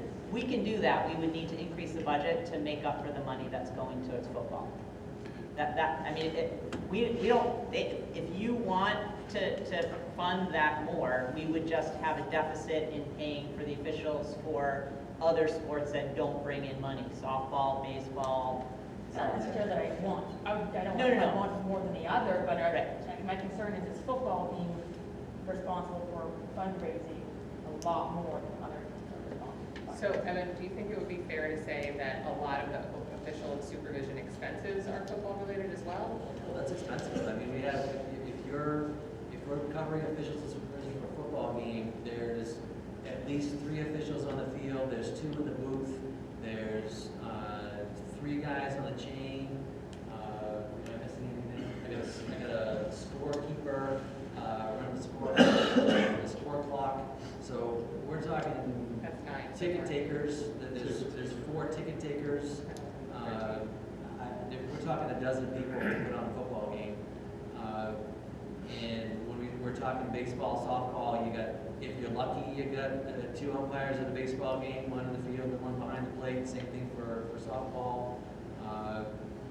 You have cross-country running, for example, you don't have officials per se wearing striped, black and white stripes, but you got timers. We got to pay for the timers at a cross-country meet, just like at a track meet. So Track meet would have a lot of officials to there's a run lot all of the officials at a events. track meet. In the other compounding issue with the officials line, and this is what we've run into as of late, there are increases to the compensation rate for officials that have been happening over the last few years. And we haven't really raised the amount of money that we're asking for in the budget. We put up a few $1,000s, but the actual hourly rate or whatever it is that they charge for the officials themselves has gone up significantly, I would say in the last five-ish years. So, actually, you're right, that we could actually look at doing a model like that. But if the district as a whole is looking to try to disperse some of that officials, the expense of the officials across the entire program, that's the place to get. Otherwise, it's going to have to we'll have to actually put some hard numbers in the officials and supervision line. And we did increase the amount of money to get into a game this year in response to last year. Sort of like, how can we increase our revenue? So we did increase ticket prices to both basketball and football games to build that fund. Yeah, I know they should Ashley? be football players. One second. Kyle's been waiting very patiently. That was actually my question, is how much money have you raised annually from the football sales, and what is the price of a ticket currently? Yeah. What did we take it to? $5 $5. across the board. Yep. And seniors and staff get in free, right? It's $5 across the board. Oh, whoa, Yeah, Whoa. seniors have to pay. That's right. We Whoa. almost think. that was a big change. We could do that for the next meeting. We've done that before. We've broken down how much comes in from the gate receipt. We did it 2 years ago, I think. We would need to go back and look at it again. We'll see what we can do for next meeting. Ashley? I was just gonna say, I noticed the football team doing a lot of fundraising. I know I get hit up probably once for different events, different style events, and I think they might even ask them. And once in a while, we'll have a kid come in and want bottles for sports team. So, you know, is the football team, are those kiddos doing a lot of work as a team to try to fundraise and fund what they need? And are there some teams not doing it? I would- Major fundraising. Yeah, so- I would just like to emphasize, I think you also need to take this in perspective. I myself get hit up by the soccer team more than anybody. I get attacked by the soccer team for some reason, because it's just apparently who focuses on me. But remember, the football team is, even though track might get mad at me, I'm going to say our largest team. Track might have a few more kids, but I think football is, football, and it has the most tension, has the most everything. But I also think I think it deserves it all. Our football team has grown and become excellent. But also, yeah, it has significant cost, because what do we have? How many teams now? We have, the varsity, JV, and how many freshman teams? So, so of course, all those lines are huge. That's a great thing, but of course, so it's going to cost a lot more. But if you wish to have so many freshman teams, or so many, yeah, you expect to come up with that. And I think the diversity that our district holds is important. Lacrosse is a growing and feeds a different portion of kids. And I don't think there's a parent out there that can complain unless they're a hockey parent. They're the ones that have to pay the most by far, because realistically, parents of football players pay very little. Alpine skiers, so those parents are dipping in a lot. I feel for all the teams, but I think we're doing as best we can, and I have no doubt that if we left it as is, the football team program would still be just where it's at. As my previous stint on the board, there was this thing called pay to play. That was a big push to try to cut all this budget cut really down and pay to play. And I don't think we want to go there. We want to make sure we have the offerings. So that was one of my, I've been a principal of a pay-to-play school, and it just turns you into a bill collector. yeah, it's a nightmare. Brutal.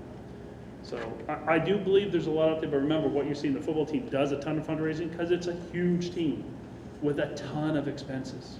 You know, their equipment is as expensive as any hockey equipment, but but we pay for it, so they have to come up with the difference. So, but anyways, just my personal thoughts in that regard. Crystal? Can I ask something not about sports?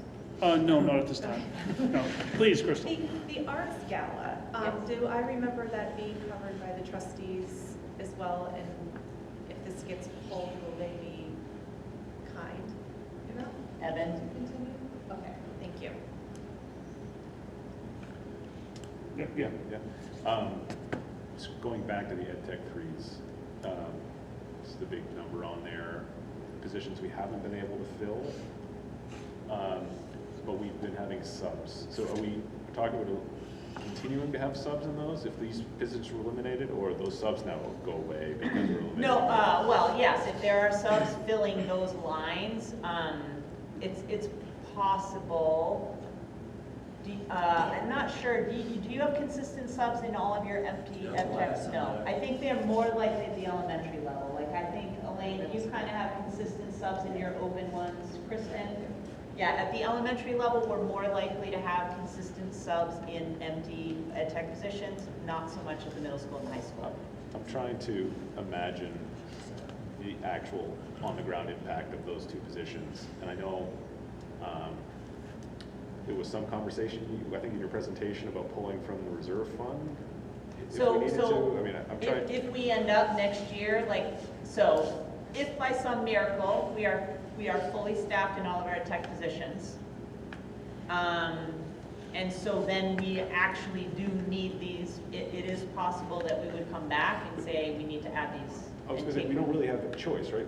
Like, we're mandated to have certain Correct. coverage. So for example, at TES, they have all their positions either hired or covered by subs. They had students move in who needed additional services. So what we did was just sort of like opened up some sub positions specifically for those particular students. The budget for this year reflects making those actual positions for next year. So we added 3 ed techs to TES because we've been covering some kiddos with subs this year. Are these special ed techs? Yes. So, I don't want to use the word gamble too literally, but like, it's a bit of a gamble whether or not we need them or not. I would say we need them. I think the reality is we are struggling to fill them, which is sort of what, Evan was like, sure, we'll get an ed tech 3 to cover study halls. No, we won't. Nobody will take that job. Like, nobody takes our current jobs. So I think I think we did this 2 years ago. It is sort of like an acknowledgement of the reality that the likelihood of us having people take those jobs is pretty slim. So in terms of reducing money, it's probably the least painful unless by some miracle we get all the positions we currently need. I would say it's most difficult right now at TPS and the high school. I think everybody else kind of, and GCS a little bit. So GCS, TPS I think is the worst right now. The high school and GCS are next. Leeds is fully staffed. TES either is staffed or has consistent subs. So they're sort of functioning. But there are cracks at those other schools, but we're not able to fill those cracks anyway, right? So I think it's not a person we would need to lay off. Those are not positions we've been able to fill for a while. So it's less risky. I would say it's not a gamble. It's a less risky move. I wouldn't call it a gamble. Sure, yeah. But, and if it doesn't, if we kind of do it and we regret it, the resolution, the solution is pulling from the reserve fund to fix it. Yep. it could not be real savings. I guess that's really what I'm after here. Is like it's like it looks juicy on this list right now because it's the big number and it doesn't really impact people. But we could cut it right now, but then still spend it out of the reserve fund next year if we have. Possibly, we haven't been fully staffed in our ed tech since I've been here. So the chances that next year's the year that we have all those positions filled, I don't think that's realistic. We just haven't been able to fill them. So it means we're covering things with different solutions that are not the ideal solution, but they're solutions.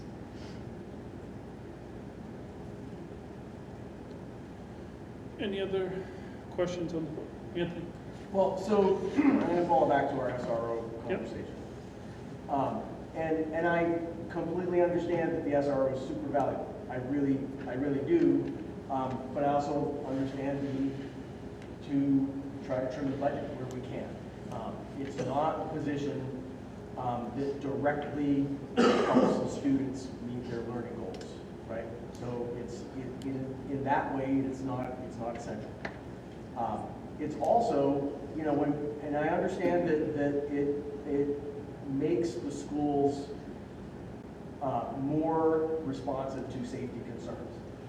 But if that officer is not here, we are not subjecting our students, who are the children of the community, to any security level that the communities are not also comfortable with. If the communities were uncomfortable with it, they would hire their own police forces, right? Or they would pool together to agree to hire a police force in a similar way that we sort of do ourselves, except that person's dedicated here. And so while I understand that, you know, the desire is to have the schools as safe as possible, and this person does help toward that, we are assuming a level of responsibility that our own towns just aren't comfortable dishing out for themselves. So it really, you know, it's a great gesture on our part, and I think you get a lot for it. But I think in a time like this, when we're looking at these cuts, I think it makes a lot more sense to think about that position. That position is not teaching students. We're not removing kids' access to their PE teacher or, you know, whatever else, right? So I'm going to put that back out there and say I think that is a better place to cut than about half of that. Thank you. Anybody else? Alex? Just in relation to that, are there events that we hold, like football games or plays, where Tyler may cover as a safety person that we would then have to budget out for? Like, would we have to bring in someone from the sheriff's office if he wasn't part of it? Knowledge, we hire from CNW security. So we have security folks, I'll use football since we have topic du jour today, so I'll use that one. We have security folks that are at football games, and there are particular games in which a sheriff's deputy we need to have a sheriff's deputy. And Tyler, over the last couple of years, has filled that role. In the past, we've had to hire that up.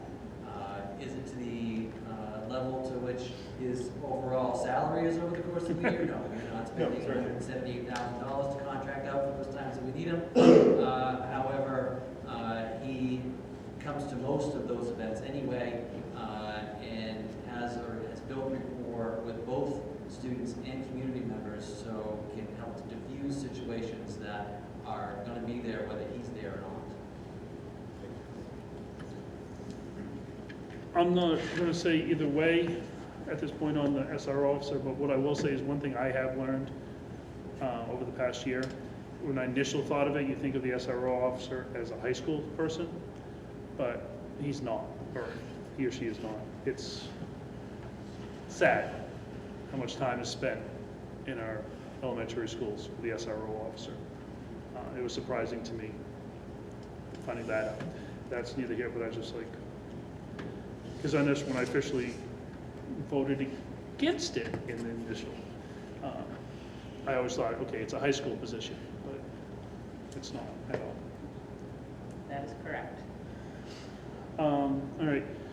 We have before us a list of suggested potential cuts that we can do nothing with. We can ask to have some or all put on the revisit list. We have other items that we could ask to put on the revisit list, as Anthony brought up. The only thing I'm going to ask you to think about, regardless of what the cut is, at this point, if we put a position, and please, I'm not saying don't do it if you don't feel you should. But remember, if we put a position on the revisit list and it's for next week, and that position is currently filled, then conversations will definitely have to be had and understanding and so forth. So if you're just putting it on just because you think it ought to be on and not actually thinking it should be cut, just think about that. So I think what would most help for us is sort of an amount, right? So you're not really looking for us to tell you what we like and dislike from what we're seeing? This was our first, with 1 week notice, this was our first go at sort of what it could look like. 100% it's going to involve positions. There's no way to get that money without positions. We'll do everything we can to not eliminate programming. So this does that. And if that amount of money is what you need us to actually remove, then I want to just make one more, make sure that that's all, that the principals and directors, because we haven't even done the review of warrant articles, the rest of the warrant articles, right? So there's a whole pile of this budget that we have not discussed yet, which sort of put us in a position, we hit that one position in facilities, but maybe there's other things we can look at, we just haven't gone there yet. So that is warrant article 1 through 7 with that one position in facilities without having had the conversation. So it's the amount that's the most important information for us to do that work. So, and then if there's a position in there or something that's not in there that you want to do what you just did, say, yes, we want to talk about that again, I think that's also going to be super helpful. So that is, we can continue, and at the end of this meeting, so we don't need to do it now, we'll go through our other warrant articles. We can say, okay, we're still looking to see, $200,000 or $300,000 come out of the budget, or $400,000, depending upon if we want to be like other districts. But we can also point out exactly items. So if you see something on that list that got brought up, and you're like, absolutely, you can say that, and that particular item can be put on the revisit list. So it can go either way, just, that is an option. But regardless, we'll wait till the end to do anything, but. I was just going to share my thoughts. Yeah, absolutely, go for it. And that's, especially listening to Evan earlier, I think putting the ed techs on the revisit list along with the new high school teacher, perhaps as an offset and a little bit of savings is what I would put out there. But I'm right now not interested in necessarily setting any of these other items to the revisit list. Okay. Just to clarify, on the PE teacher, we had received an email. Would removing this teacher limit elementary kids from 2 classes a week to 1? Okay. So it would be great. I'm not sure that I saw any of these emails you guys have been referring to. So if somebody They all came in today around 3:30. Yeah. Oh, okay, because I was on my email. That's it. So I would have forwarded them, but I've been Okay. nowhere near a computer all And if you afternoon. were on your email, just forward those so I have them. That'd be great. Just on what you were saying, Alex, I think a couple years ago, and again, I can't remember how many it was, but we had this same conversation around trying to cut. It was last year. Okay, It was so last it's year. the same, Yeah. it's the same thing. Yeah, no, this. Yeah. So to be really transparent though, reducing it to 1 day a week also impacts our general education teachers because it eliminates one of their prep periods. So it keeps them all having one every day, but it does reduce the amount of time they have for planning. So there is a direct connection between reducing that for students and increasing the workload for them. So there's not a cost. There is a cost beyond just the physical education for students. So, Anthony. I'd like to just point out again, you had said that really the only way that we can reach these numbers is to eliminate positions. There's tens of thousands of dollars for technology, tens of thousands of dollars. I don't think that money is necessarily well spent. So gonna just toss that out there as, you know what? We can keep the people who are teaching the students, we can take away the devices that actually are shown to inhibit learning, and that could actually be a really positive thing. And so we don't have to feel the hurt in the classroom, we don't have to eliminate people, we have to eliminate, I would argue that maybe looking at that hardware is a better alternative.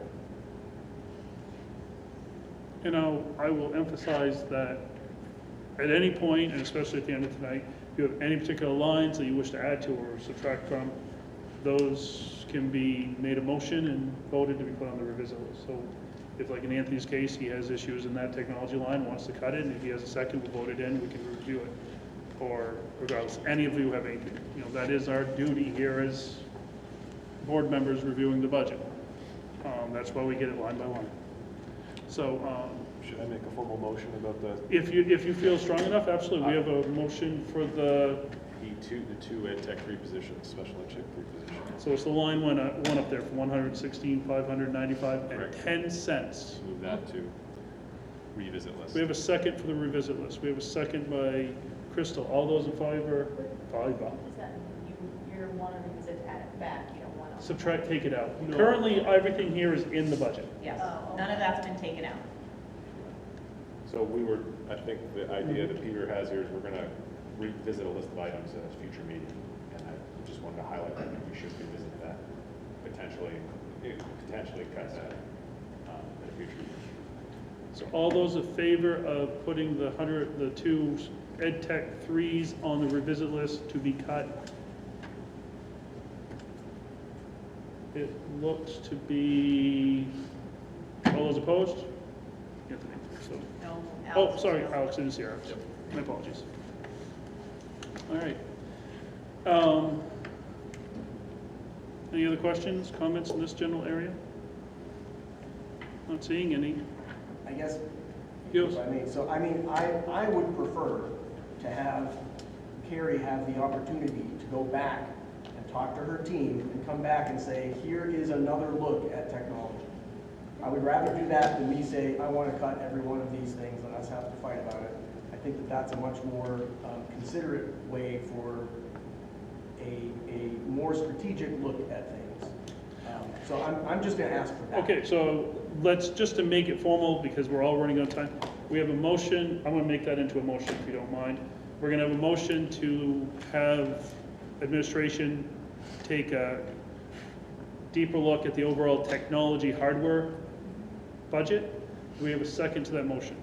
We have a second from Kyle. Does that basically cover it, Anthony? Yeah. Technology budget overall, the Yes. hardware budget? We have Well, a- I mean, software could be tied to that. Yeah. Yeah. We have a motion and a second to look at reducing that prior to our final meeting, which will be next Thursday. What day was? Theoretically. The final meeting is April 9th. Yes. So, all those in And- favor of taking a harder look at the technology lines of hardware and software?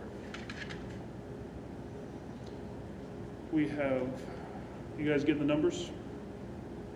So I don't, hang on, I got you have it. names. Can't I got it. see everybody from here. I got it. Thanks, Kyle, you read my mind. All right, all those opposed? I forgot that she's over there hiding in the So corner. William, you voted yes, Yeah. you voted no. Okay. All right, And I just want to say out loud that we've already looked at K to 2, so like, yeah, okay. no, we understand. Just saying. Got it. And I'm gonna guess that, never mind, should never guess. All right, What was the count? oh, the count was 5 to 2. 5-3. Oh. No, there's only 8 of us here. 5-3, yes, 5-3. Plus 3 is 8, Yep. it was 5. I wasn't going to say that out loud, Teresa did though. Well, I had to count, so that's why I said it out loud. Hold on, I'm still I'm counting. helping you. I'm still counting, leave me alone. Sorry. I need a computer. All right. Too soon? Huh?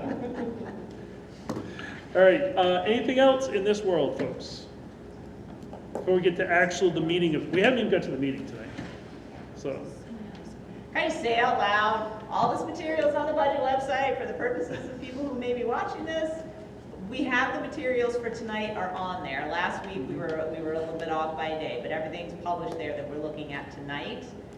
The district budget meeting is Thursday, May 7th at 6 o'clock. School budgets, unlike municipal budgets, have to be approved twice. I just like saying that out loud. So 6 o'clock at the high school on May 7th, and then the referendum is in the towns on Thursday, May 21st. Get out and vote. Thank you.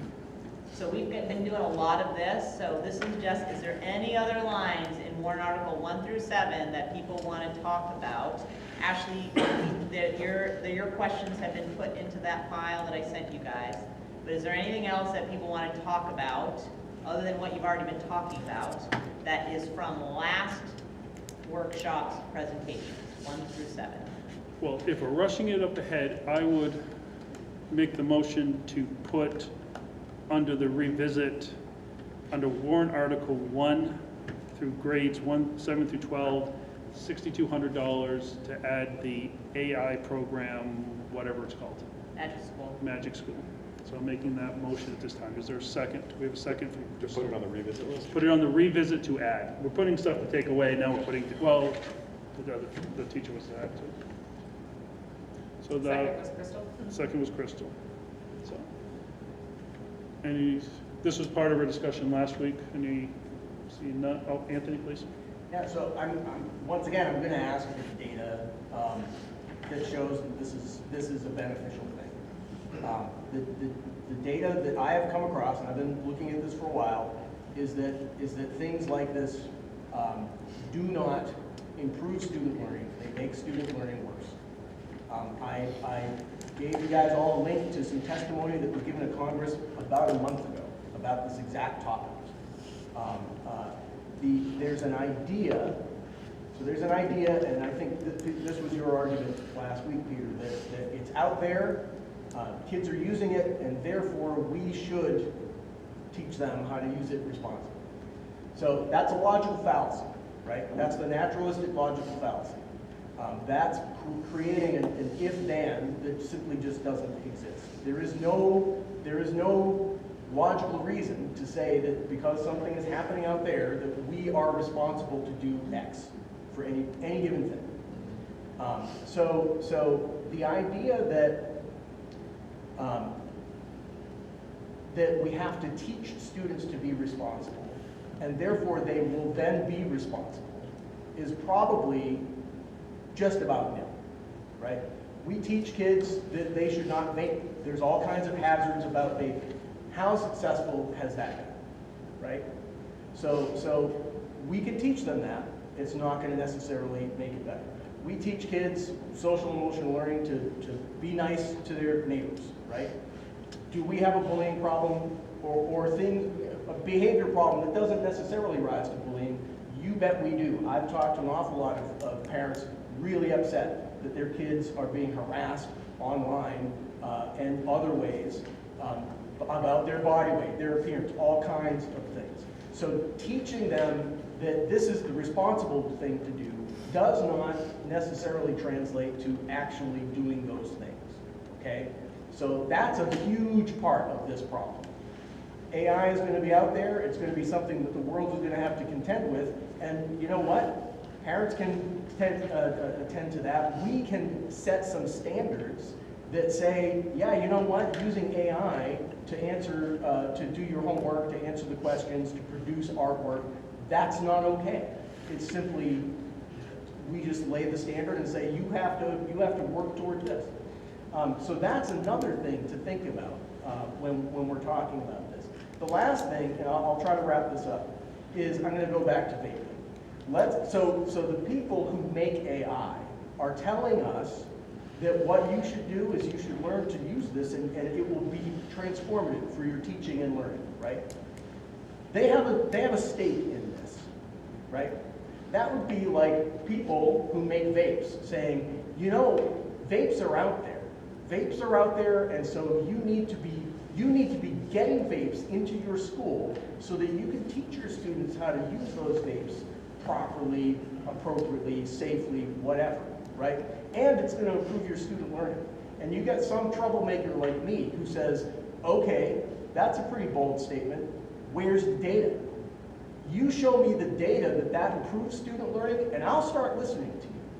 But it ain't out there. It's just not there.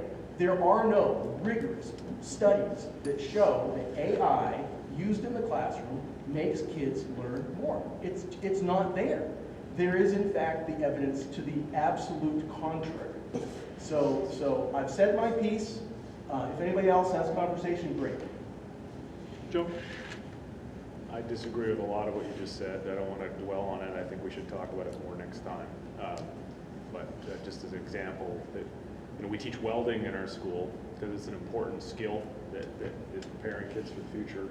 But the act of welding isn't necessarily added to their ability to learn either. I mean, I think you're trying to pose something that is challenging to respond to. But I think we should absolutely put this on the revision list and talk about it next time. I'm just going to say that my biggest issue when it comes to this is that regardless what the issue is, our job is here to at least teach our student body the pros and cons of situations, and then hopefully teach them to make decisions around dealing with that situation. Regardless we think AI is appropriate or not. I myself am not really a fan of it, but I can see a lot of people who use it. But I do think that our student body needs a chance to see the pros and cons, and especially the cons, to say, hey, maybe you should, you can't trust it. That's probably one of the biggest things that we need to emphasize, because right now they're being bombarded with the fact that, this is this, this is this, this is this, but they need to have somebody that hopefully they trust teach them and show them how, well, you might be seeing this, whether it be a picture or a paragraph, and this is how it's formed. And then this, if you put a sentence or a picture online, look at what could happen to it. So I think this is the opportunity, this is the important thing, is that we need to at least have that ability to teach our kids. And right now, I think we're not.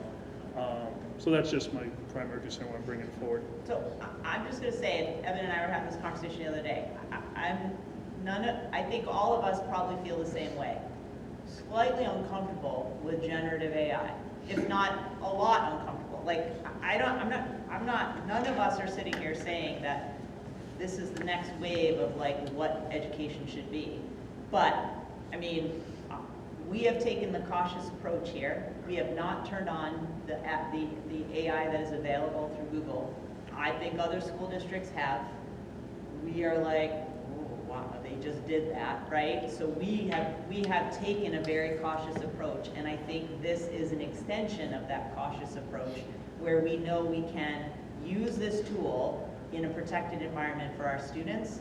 And while we have the same concerns, 100%, you poll 10 teachers here at the high school, you will get 10 different answers, but all on a scale of like slightly like uncomfortable to I have a lot of questions. But the fact remains that it is part of our world, and to not do our best to ensure that students are prepared for that feels like not doing our responsibility there. So I just wanted to say that. All right, Ashley. Was there a presentation on what the program was? No, We not at this time. discussed it.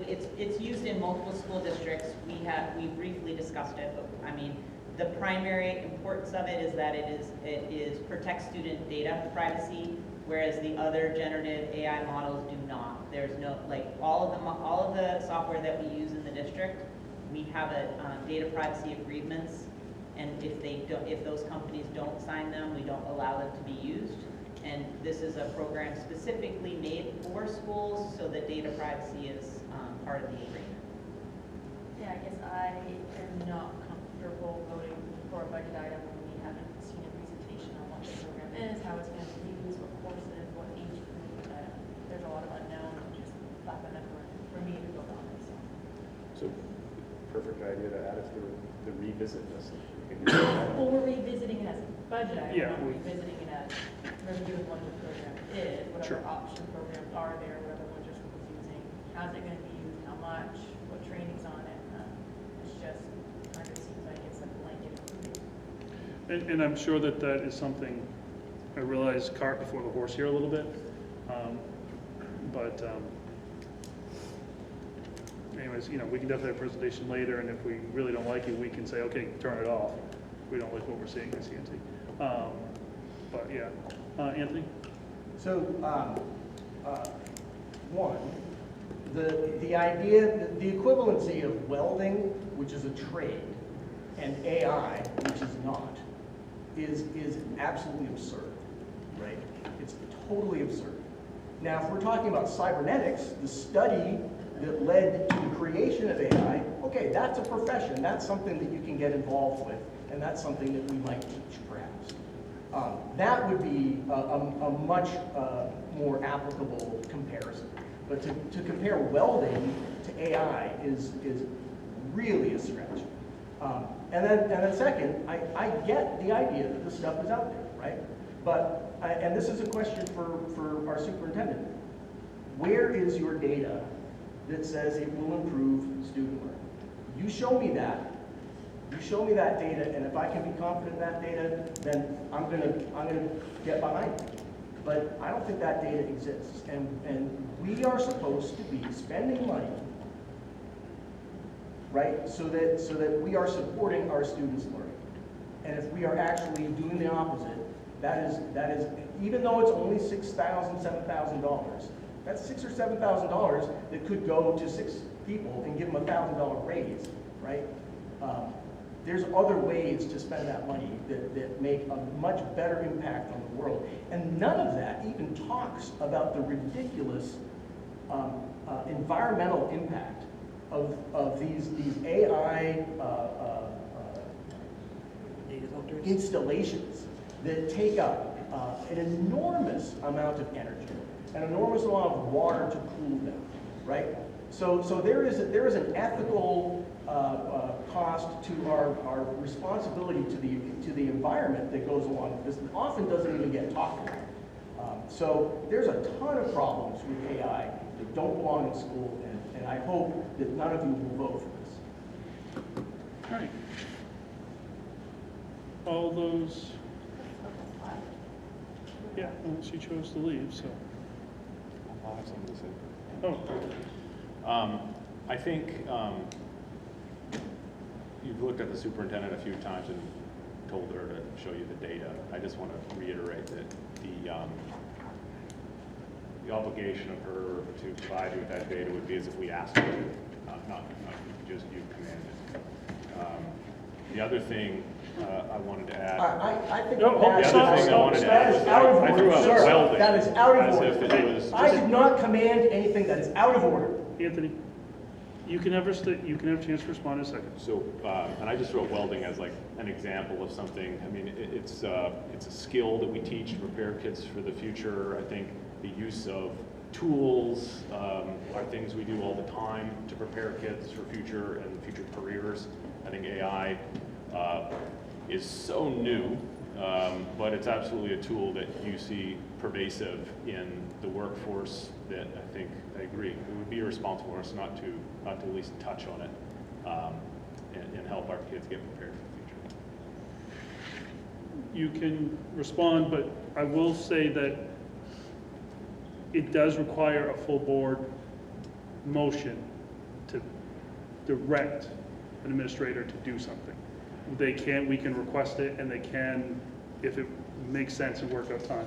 But it does require a full board motion. I completely understand that. Okay, so, but I'm anyway, not demanding of our board, of our superintendent that she do that. What I'm saying is, if you want to give me a presentation that is going to get me on your side, you are going to give me the things that I need to have confidence in your recommendation. And one of those things is data. We are a data-driven school, right? I think if we went into our, I don't have our strategic plan right in front of me, but it's something we certainly talk about an awful lot. We are data-driven. We make data-driven decisions. So when I ask for data, or when I advise that, you know what, if you want me on your side, you can give me some data, I take umbrage at the suggestion that I am making an unrealistic demand on our superintendent. okay, I completely understand. All right, Karen, motion and second is out there. All those in favor of requesting the $6,200 for the AI program to be put on the revisit list to be added into the budget, please raise your hand if you're in favor of adding it. We have 1, 2, 3, 4, 5. Teresa, you got that? Yep. All right. All those opposed? We have 1, 2, and 3. Teresa, you got that? Yes, I do, thank All you. right, thank you.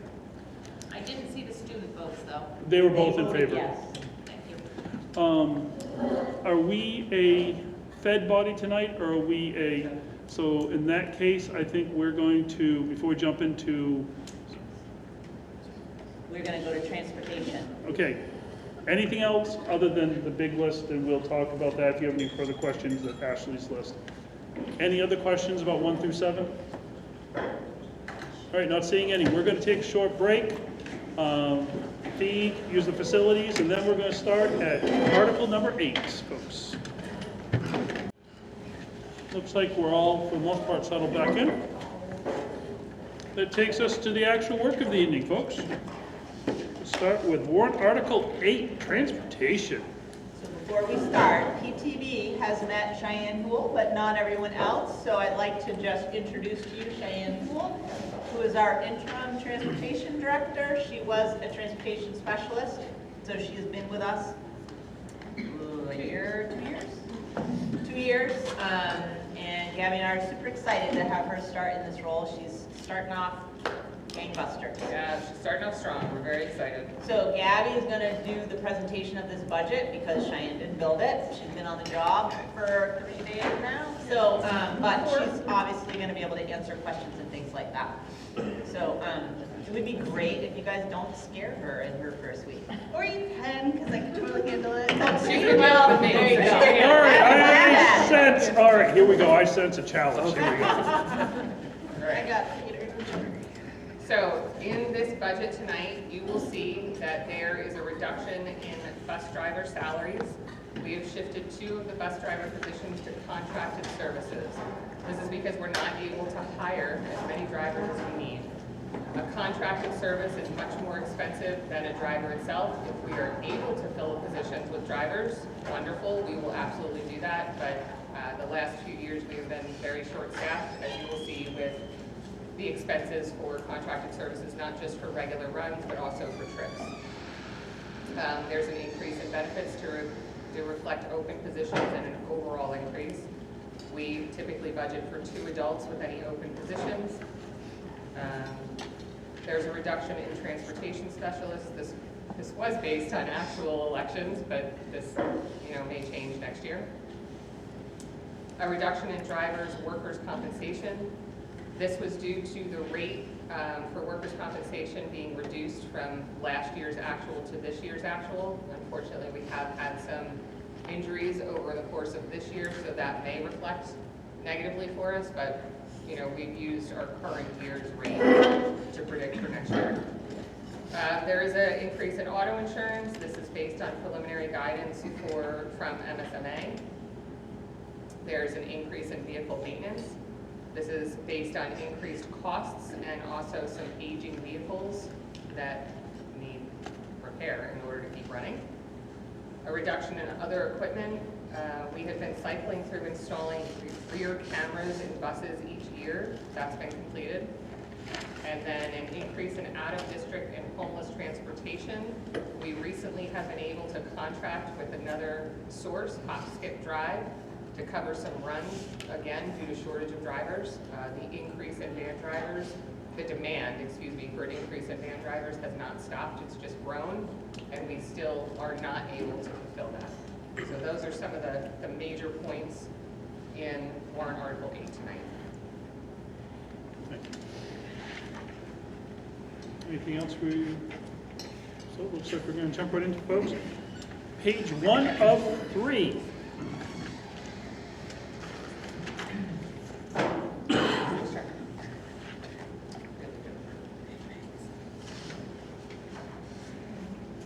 Ashley. So we cut 2 positions and put them into contracted services, but there still is an increase increase in the regular benefits because of the overall what we budget. So a lot of times our bus drivers are retired and they don't need benefits, but sometimes you have people coming in that still need to fulfill benefits for their whole family. So we budget in between so that we're sure to be able to cover the expenses within the warrant.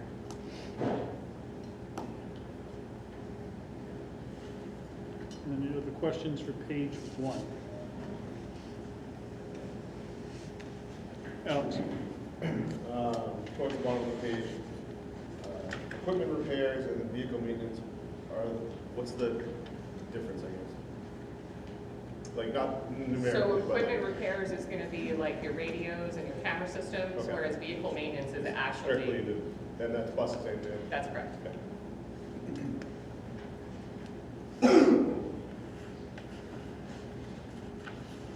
Just along the same, those equipment repairs, it's a big reduction. Is that based on prior actual spending? You're just bringing that down? Yeah, or is did that, no, reduction on other equipment.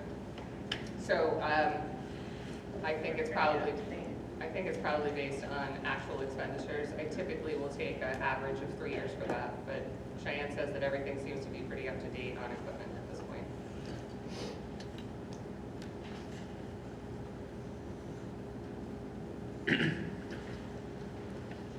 Kyle? I guess I'm not sure where, we're looking at purchasing some,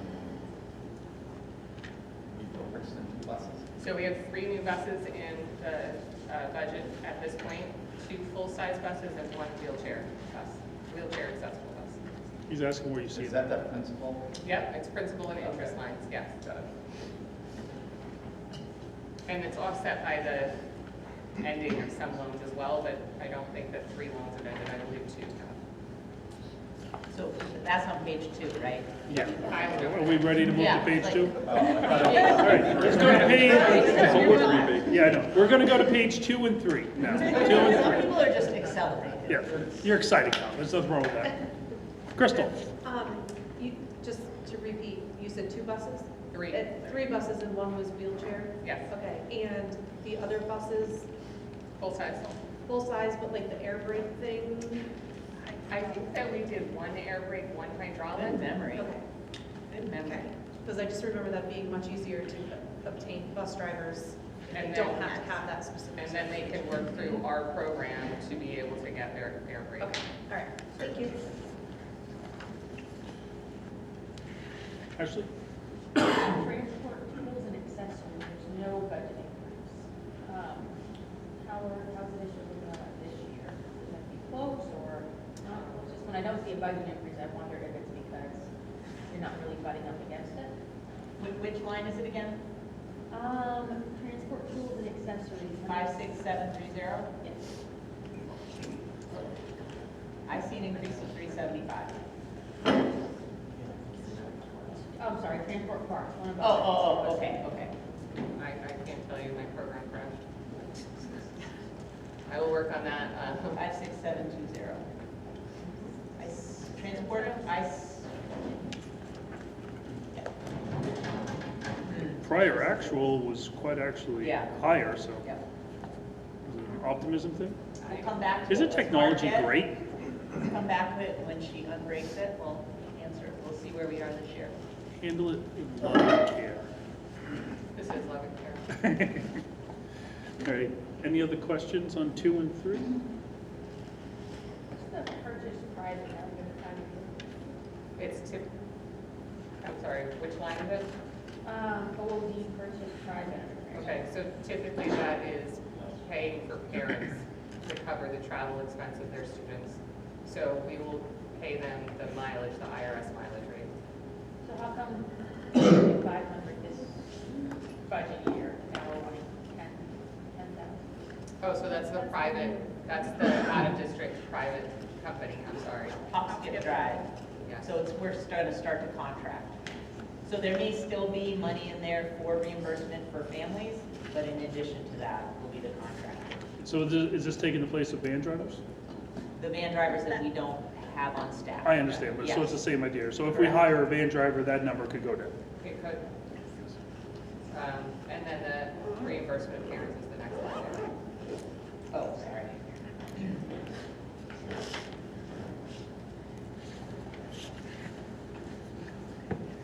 Anything else on 1 through 3, which is the complete warrant Maybe article? just thinking about fuel, we're staying pretty flat on it, right? I'm sorry? Right, you're not really increasing anything, in fact, you're decreasing. Yeah, so one of the- remember that we started building this budget back in November through February, Yeah. and then All hell broke loose. all hell broke loose. Yeah. And we are choosing not to increase the budget. And we are going to say some prayers and, you know, hope that good things happen. Okay. All right, parts, Yeah, parts, yeah? 56720. So, so far this year, we have spent $128,000, and I know that we also have $7,000 outstanding in bills to be paid, which leaves us with $34,000 between today and the end of June. We have a number of buses that still need to have the arms installed per government guidelines, and there's always work that needs to happen on buses and vans. Alex? What is parts separate from vehicle maintenance? So Main- the parts is the arm. but- And then the maintenance is gonna be the labor associated with the installation of the arm, oil changes, repairing the things that break on it. I never heard, did that bill die? Which The bill? one about the arms, no, it has not died. Will they reimburse if we already spent the There may money? be money for that, so we gotta see where that law is, because as you know, they pass it and then they gotta fund it, so. Yeah, if they my pass it and they assumption is fund it, that but they're if we've not. already spent the money, they may say, well, you don't need it.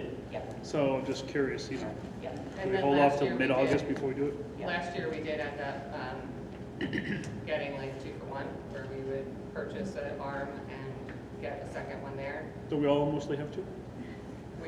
We did install them on a number of buses at that time, but we didn't want to exceed our budget, so we were being mindful of that. How many buses do we currently have missing? Missing?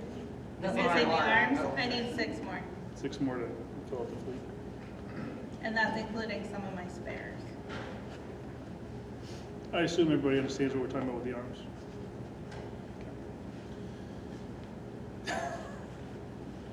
Any other questions for warrant Article 8? Or are we all in on warrant Article 8? This would also be the time on any of these articles if you want to put something to take out, put in, revisit or whatever. All right, not seeing any. You survived. Congratulations. Hey, thanks,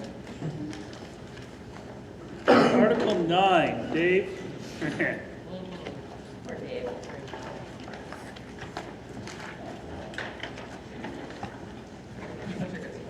Hi, Paul.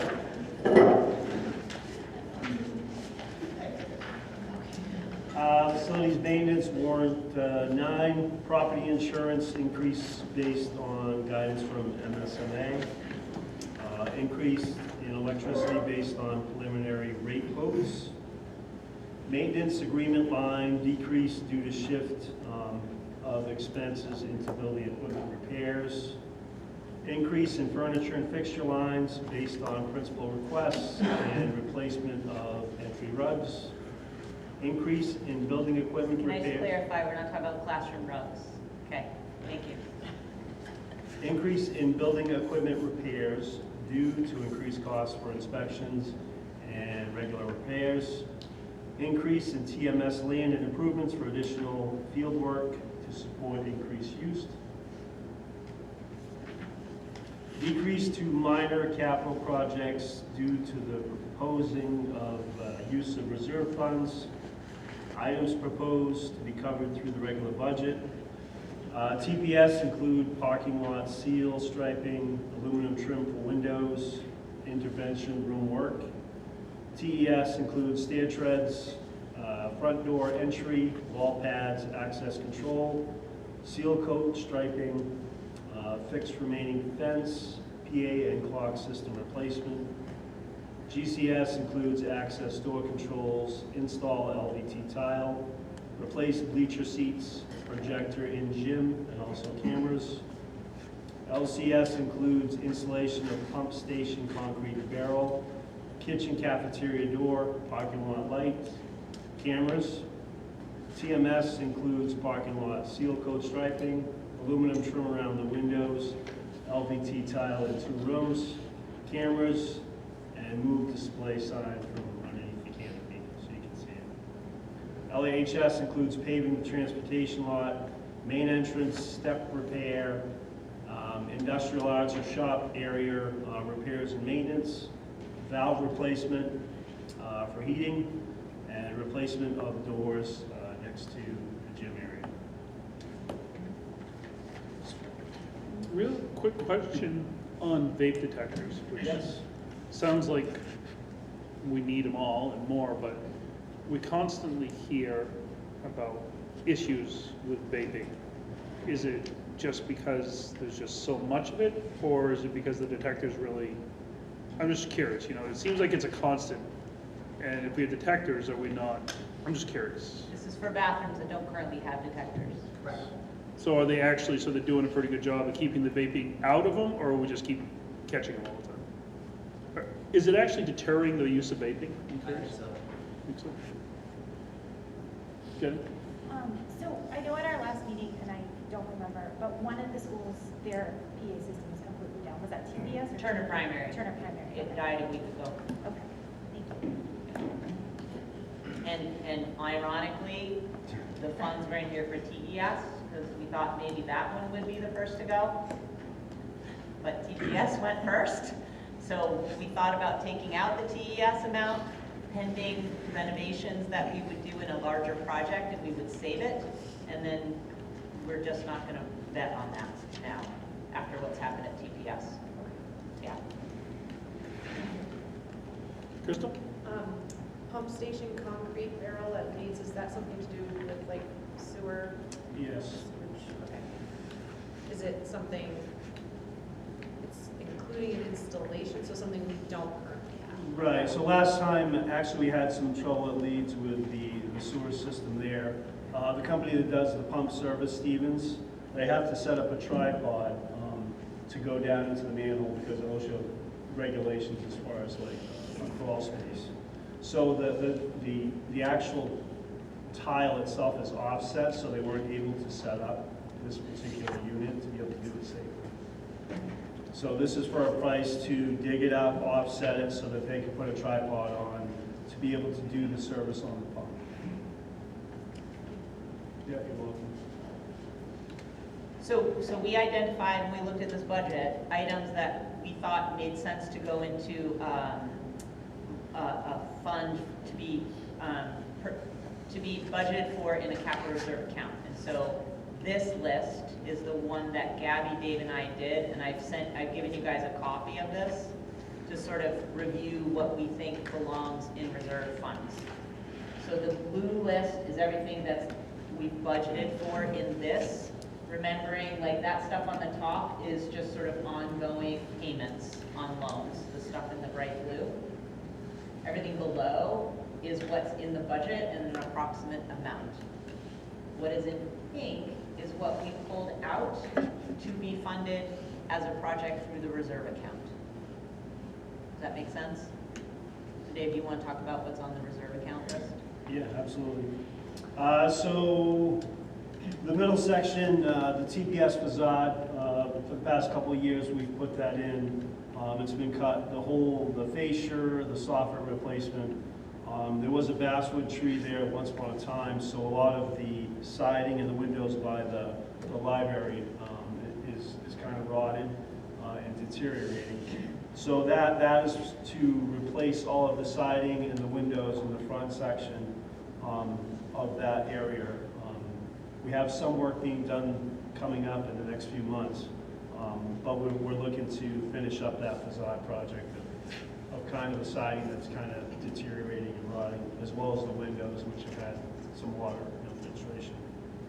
TBS playground is, that's basically a fence from one corner around the playground in the wooded area to keep kids out of the woods and getting sticks and more of a safety measure, as far as like, the incident tops them with some students disappearing for a couple of hours, so it's a big concern. In the budget last year, we took care of the water issue out back at the TPS gym floor, or for the gym area. So we're looking to finish the gym floor.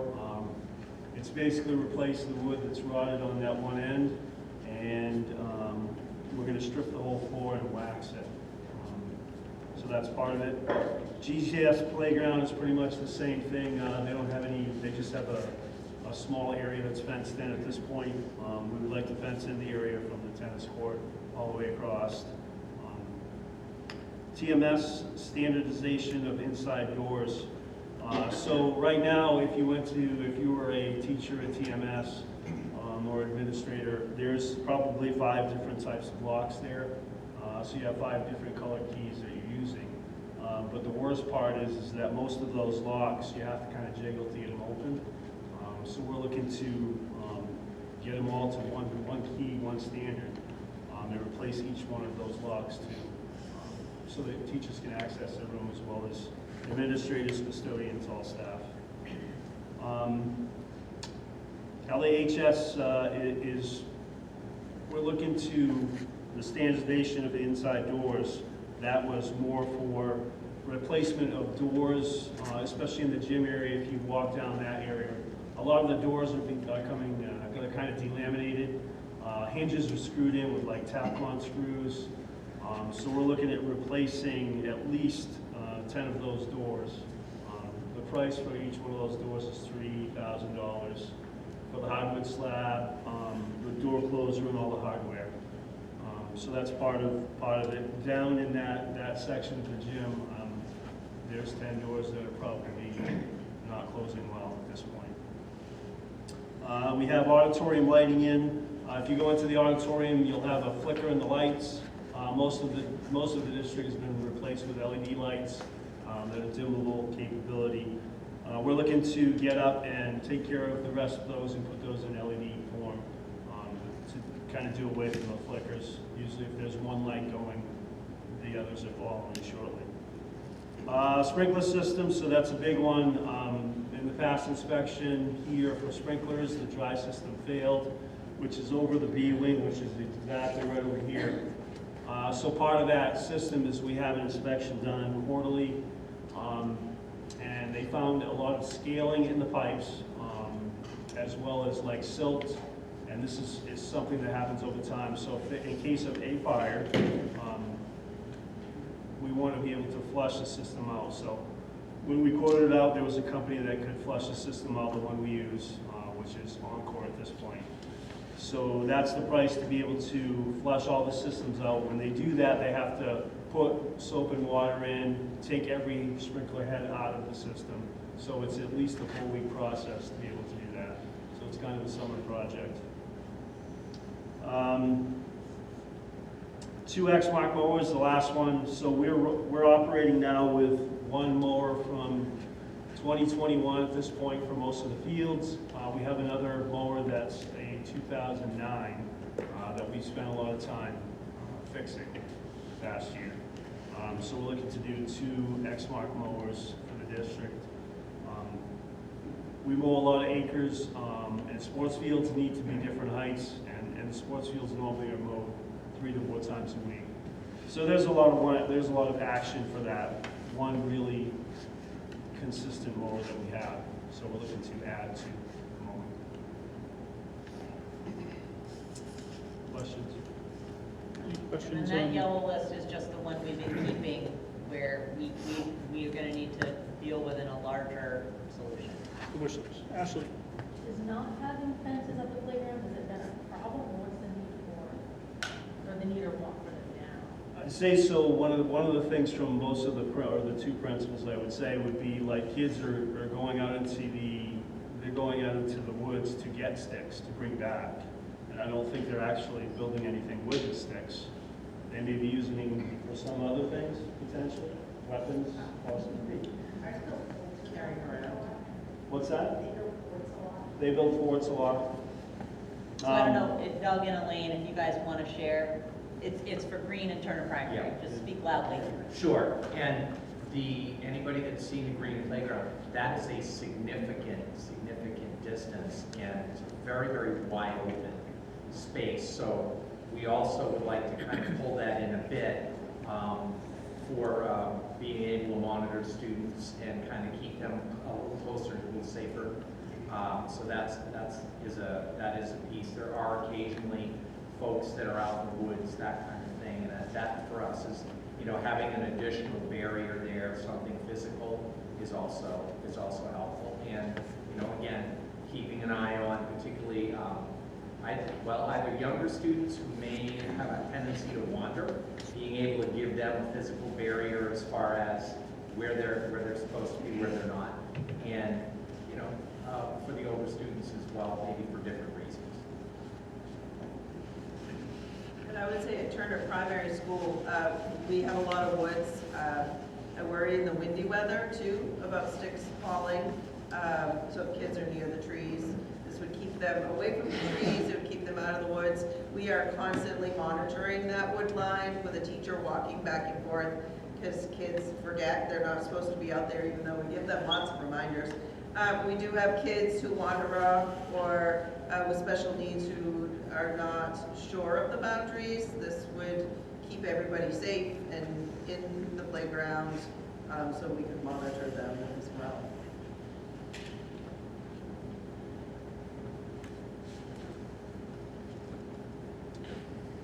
Any other questions on those two lists?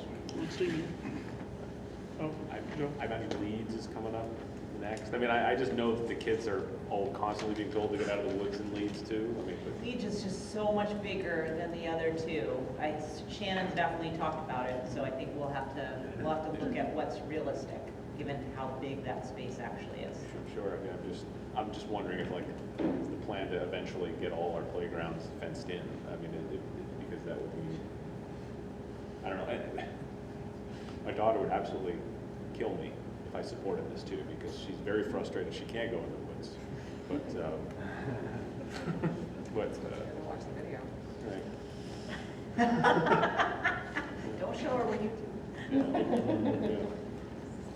Yeah, I mean, obviously we want our kids in the woods, but it's one thing when it's you monitoring 30 kids, you know what I mean? It's just a different calculus in terms of the number of kids and the variety of students. I think what Elaine said is true. Like, you have kids who are super familiar with the woods and understand boundaries, and then we have other kids who struggle with all of that for a variety of reasons, and sort of just trying to reduce the ways in which they can go awry.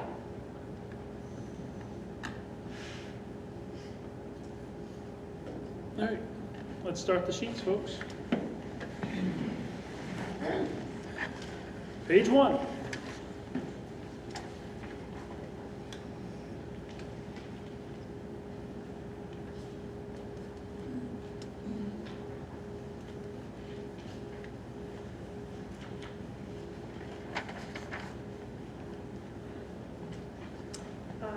Just the TPS propane and decreases that just based on usage? Yes. We have a contract through next year, so our rate is staying the same through next year, then we'll have to play that game.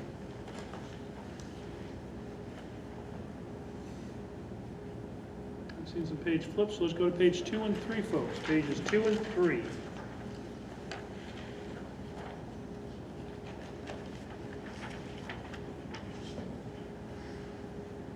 Ashley, please. How are the electricity rates calculated? 'Cause I noticed that they range from 14 up to 20. 14 up to 20. Like a percentage of the budget. So it's based on actual usage. I track every month's usage along with the cost, and then I also track the credits received for the solar panels that we have a part in. And then I take the total kilowatt hours and I use the projected increase. So for part of the year, it's still going to be at I think it's at 10.62 cents per kilowatt hour for supply. But the preliminary numbers that I got are 11.2 cents per kilowatt hour. I've asked for an updated rate so that we can talk about it at finance next week. So it's based on actual usage, and then the increase in numbers, plus, you know, the decrease in whatever our solar refund has given us. Some schools will use more, like when you get to the high school, that's a lot of power.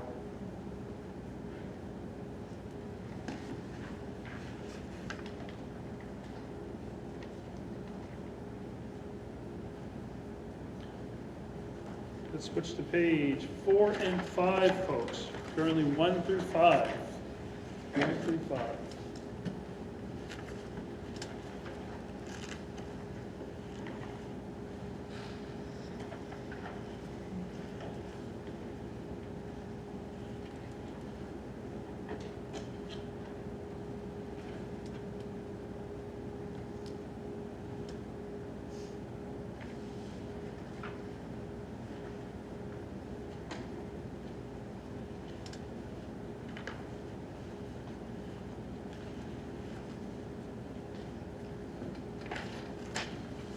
Let's go through, oh, Crystal. Sorry, just the LCS custodian furniture and fixtures, what is, it's a big increase, what's that? I may have missed it.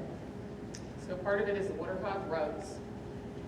What is Waterhog? So those are the entrance rugs. They have like a rubber matting underneath, so they're hard to move, they're heavier. And they tend to pick up more, like they're kind of like a rubbery material. So I put in roughly 5 for each school.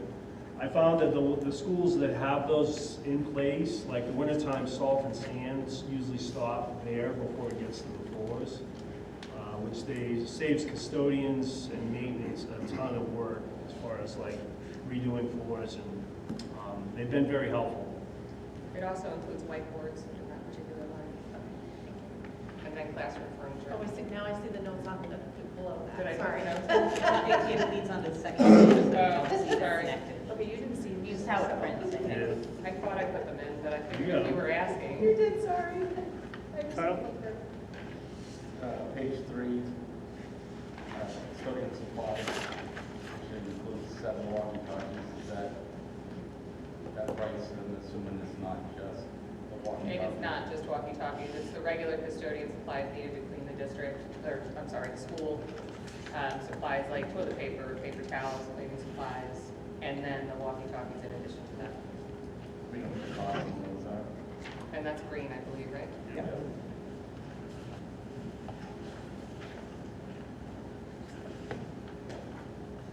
We have an estimated 7 at $400 each.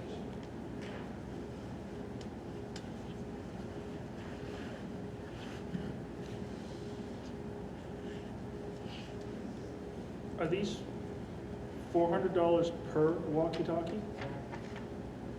What is special about these walkie-talkies?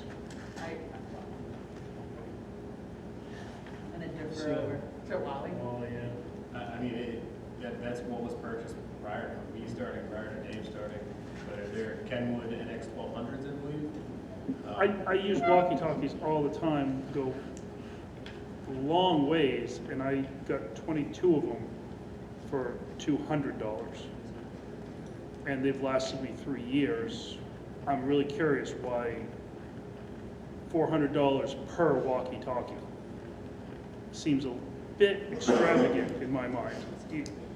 And they, I understand you have a building issue, so you're gonna make sure you get through the building. Well, they're also digital and programmable, so I'm sure that plays into account here. They run on a specific frequency. We can use them in each of the schools too, so for instance, for the reunifications, if we have to, am I correct, Evan, or am I, you know? I don't know that I might have programmed to talk to Leeds. No? But, They are. so you can talk from Turner to Leeds over the walkie-talkie? No. No, I'm saying that if they came here, I I can think call that a we long way because my hookup through here. But this isn't my thing, so I'm sorry to jump in. But I have multiple channels, so in addition to speaking with custodians and whoever else in this building, I can also talk with TMS if I need to, or I can communicate with buses.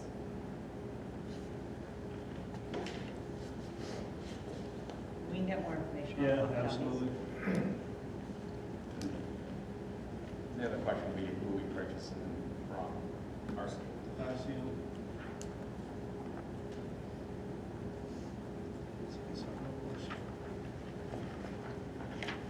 We're currently pages 1 through 7.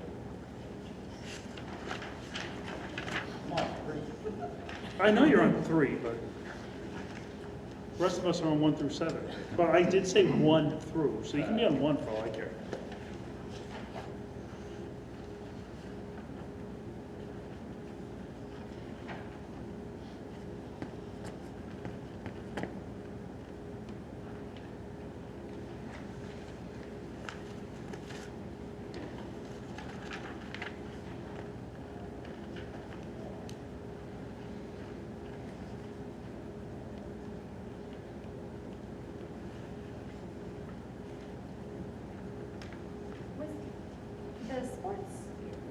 Was the sports fields one on the list of there? About like, we're doing paint for fields, cross-country trail maintenance, fence repair for athletic fields. Under line number 57100 for. What page? Oh, sorry, page 7, LHS land and improvements, the $34,000 increase. Which, I mean, it says what it all is, I just missed, I missed this talk about that. No, we haven't. Want to talk about Yeah, the absolutely. increase? So as far as like the sports, we have a fertilizer program which is like a 5-step fertilizer through the season. It includes aerating, top dressing, the fields. There's been an increase in paint. There's been an increase in cost on that.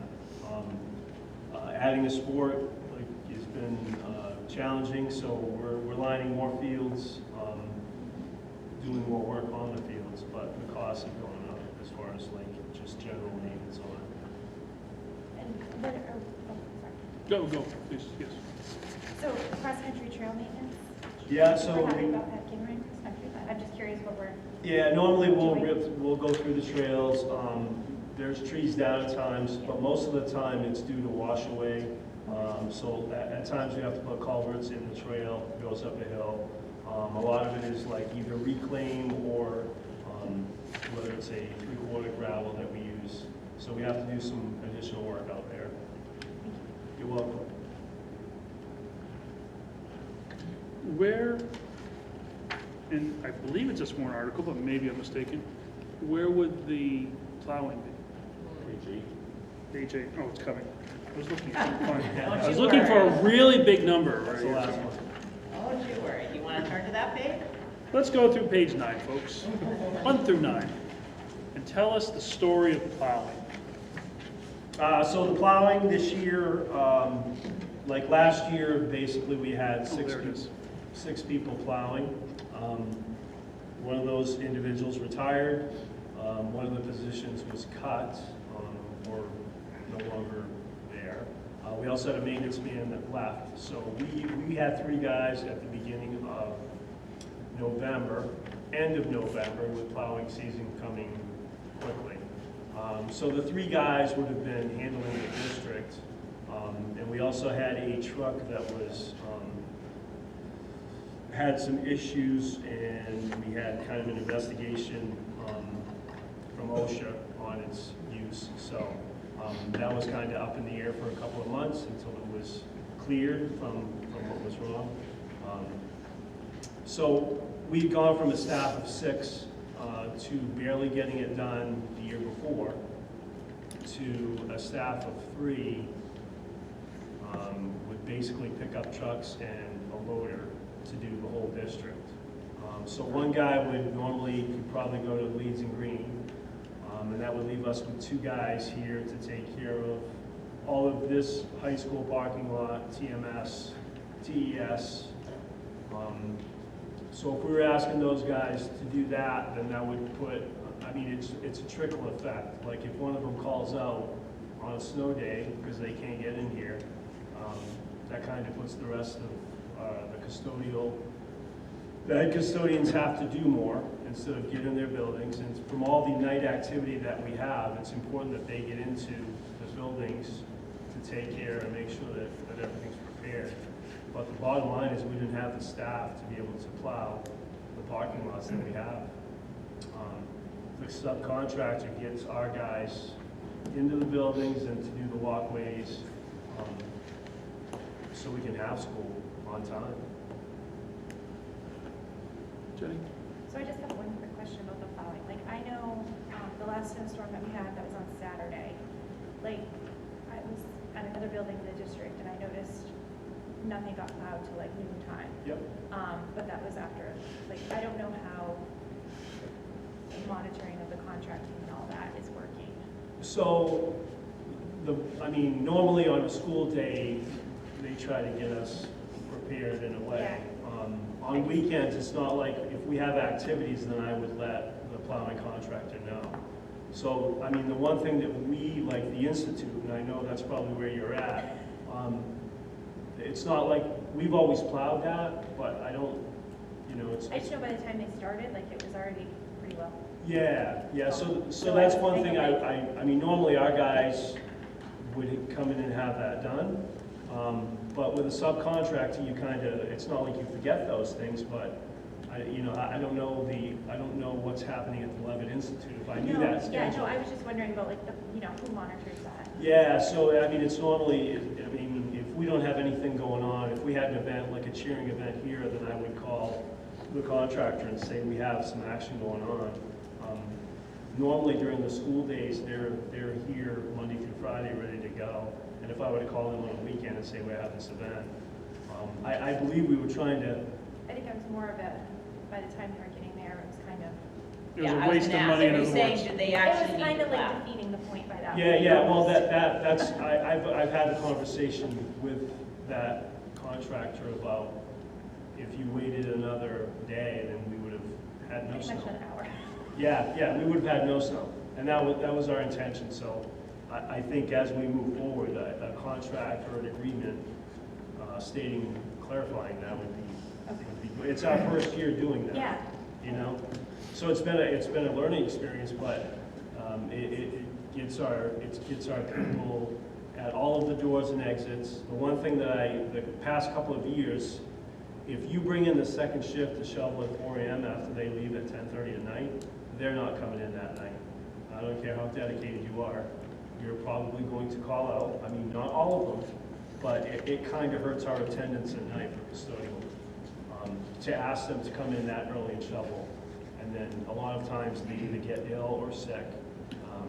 So it's just a trickle effect on that. Like having a subcontractor really helps us out because our guys are more productive during the day, and custodians, they get more done. We ask more of them.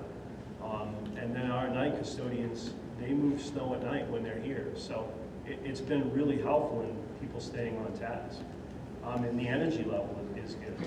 Like snow beats people up. Thank you. You're welcome. So we started off this snow season missing 3. Did we end up filling any of those positions? We added 1. So we're still currently down 2. So Snow-wise, yes, not maintenance-wise or facility-wise. We have 4 staff. We had 1 guy that retired, and then the maintenance supervisor position is no longer, so. That was eliminated last year. And the staff that we do have maybe don't have as much experience with the plowing. I think only that's. one way to change that. But anyways. Yeah, I think that's the big thing. So we were putting, the 2 guys that were here have a year's experience in plowing. And I think like plowing is not something you learn overnight. It takes years to do. Safely.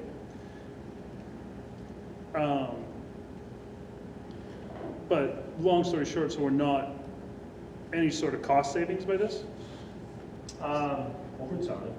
Well, no. So literally, we're adding $50,000 to the budget completely, no cost savings. No less employee, no nothing else, so we're just getting, so it's like adding, it seems like contracting out, we should save at least something in labor. Well, we do save in overtime. There's been a significant decrease in overtime associated with snow removal. We spent a lot of time going through timesheets looking at that. Are we talking 5,000? Are we Well, talking it's about a 10,000? $10,000 reduction from one year to the next.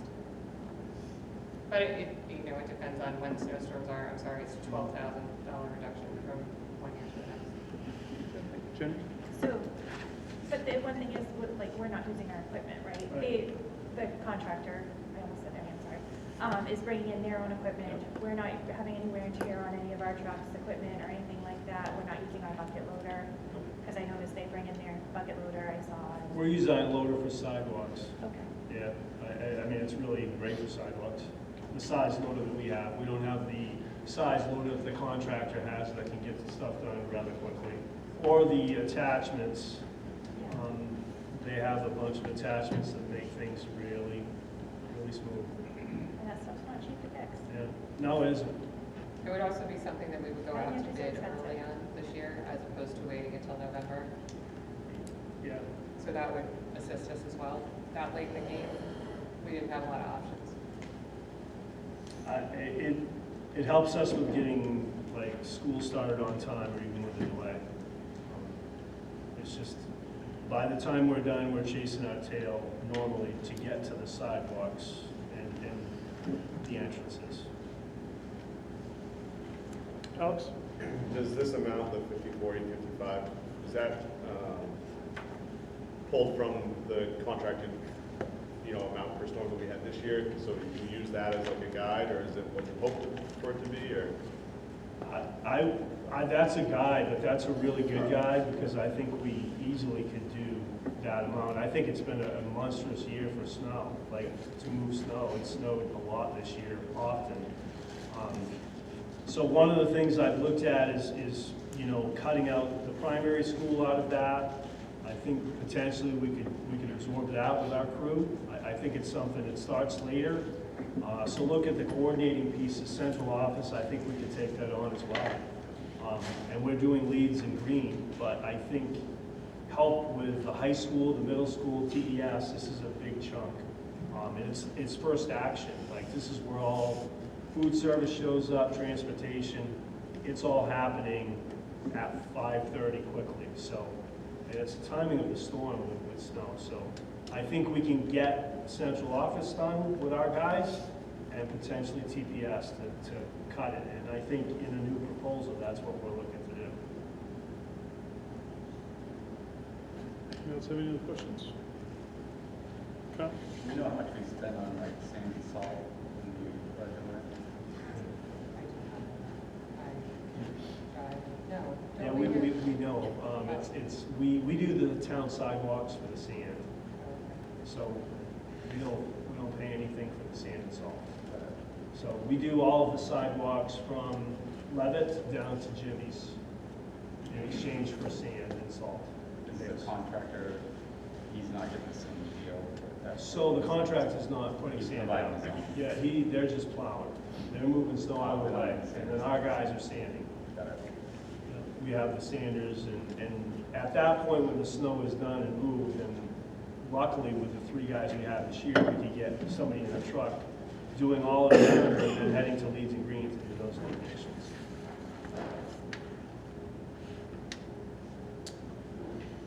Any other questions regarding this particular issue? All right, we are currently, well, we're through 10. We're all in. Any other questions? Ashley? A paint sprayer, is that 5,300? Yeah, so we currently use, they're called fat cans, and it's actually like a trigger handle, and that's how our guys are doing the fields at this point. So a sprayer, we're looking to be able to use paint, mix it half and half, and use a machine like we used to have one here 10 years ago. It makes wider lines for football. It's much quicker because it's a machine, and then we can save some money on white paint just by diluting it, mixing it 1 to 3. The sprayer, it's a piece of equipment that rolls along and makes things a lot faster instead of. We actually have a paint can that we use vac cans, and you put like a trigger to it with a wand, and that's how we do all the fields, which is pretty labor intense. So that's just a way to make things a lot better, a lot faster. Jen?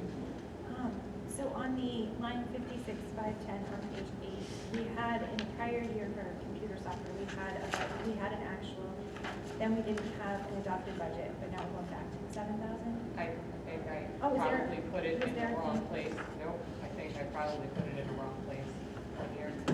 All of these are entered manually by me, Okay. so if I put it wrong line, No. it throws everything off. we had no budget for this year, it says, and then, Yeah. but we did have an actual prior year, of the prior fiscal year of 70, 75. Yes, I don't know where it went. Okay. Maybe it was accidentally. Have we spent out of that line this year? Yeah, what is that? What software is in there?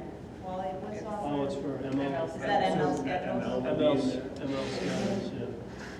It's So the it's- program we use for submitting work orders, scheduling Yes. the buildings. Yeah, I was just curious why, We spent out of that line. Okay. Maybe I simply omitted it last year.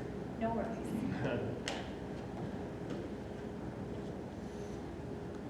We're currently all in on Kyle. We're all in on Kyle. DOJ, maintenance lease, 5449. Did a loan for Exmark motors that I see that we're going to be potentially using the reserve fund for possibly 2 more Exmark. Is that, we're just looking to not do a loan? Or- Yeah, we're hoping to not do a loan. We're hoping to use reserve funds to do that so that we don't increase the budget. The most recent one was paid off in our current fiscal year, so there is no ramification next year. It's a reduction in that line. Oh, so the loan for Exmark is paid off, Yeah. paid off. That's what it says. Loan for Exmark and Chevy plow paid off. Oh. That's why there's a reduction of 14,000. Got it. You're right. Yep, okay. We're all good up there?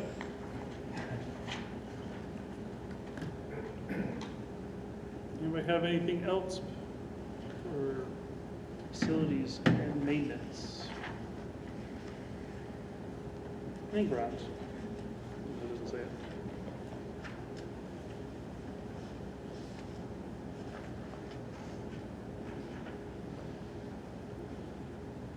We're all looking diligently at our pages, but are we content? You I got don't it? know. Overall, the budget's up 2%. It looks like a lot of that is coming from the sewer treatment plant right at the end. I don't know,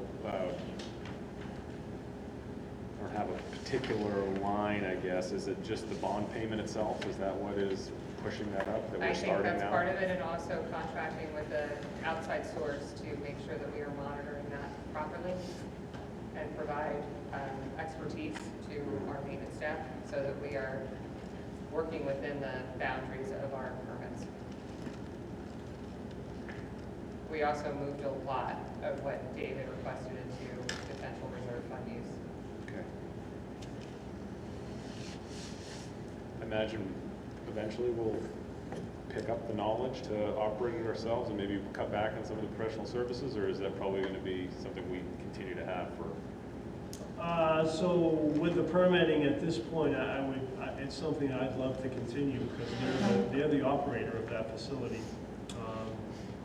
So it's basically their license, and we're doing all of the labor to operate that, and especially with a new system.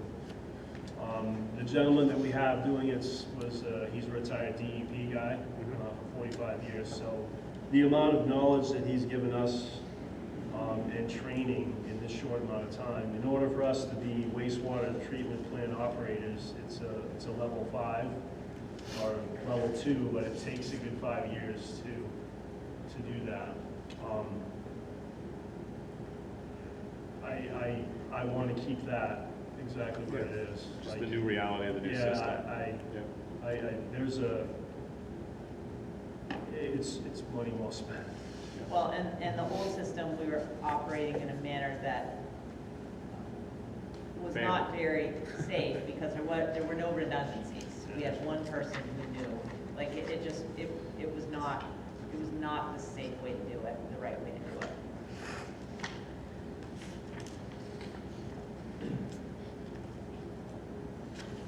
What line item is that? Right at the very end. Yeah, page 10, there's one in the middle, technical services. I think it's 5,400, and then there's the bond payment at the very end. Oh, you're still on page 4, sorry. Well, that's what Peter said. Peter said that. Peter said that. The one thing I will say is like each day, we tend to do more stuff as far as like take the testing and the samples to Portland and Lewiston. That's something our maintenance guys do. When we first started, it was something that the operator was doing. So and he is really good about going, you guys can do this, it's not something I have to do. So I expect that over time, the cost will increase there from us being able to like transport stuff for testing, which happens. I do all the monthly reports except for submitting the calculations. I give them all the information on pH daily. I said it's on a spreadsheet, so I think we can move in that direction, but hopefully never away from it. But we'll find ways to cut costs with taking the test down to Portland or Lewiston water treatment plant.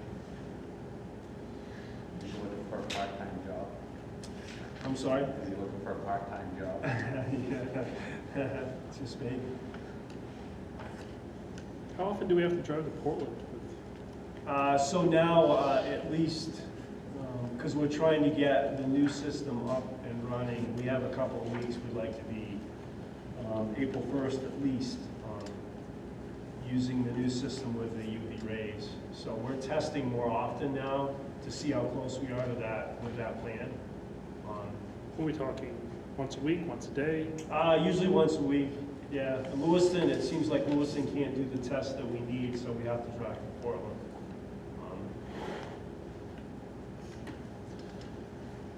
Anything else for facilities maintenance? You have a question? Oh, okay. I'm not seeing anything else for facilities maintenance, so thank you, sir. Thank you. Thank you.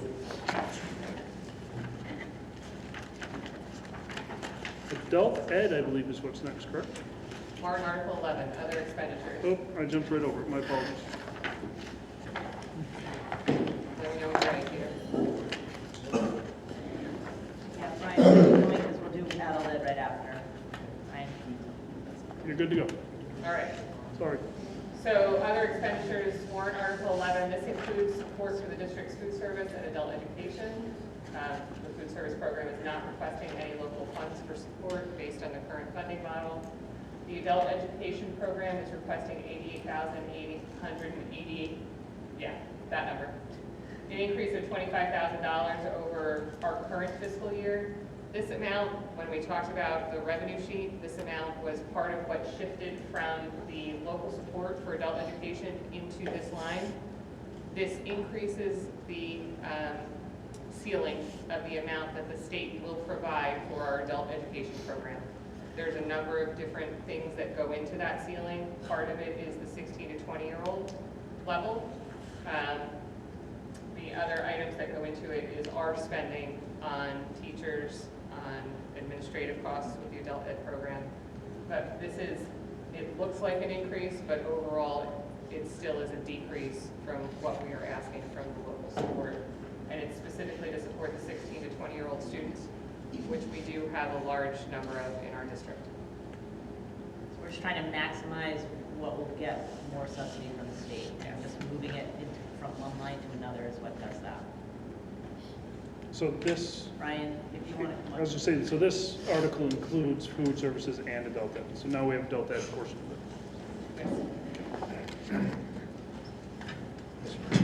So adult ed, are you? Yep, we're on adult ed. I don't think, anybody have any questions on the first part of this?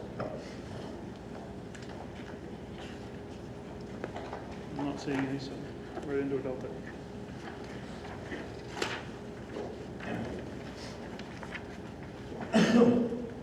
So as you can see, as Gab's already explained there, it does look like an increase.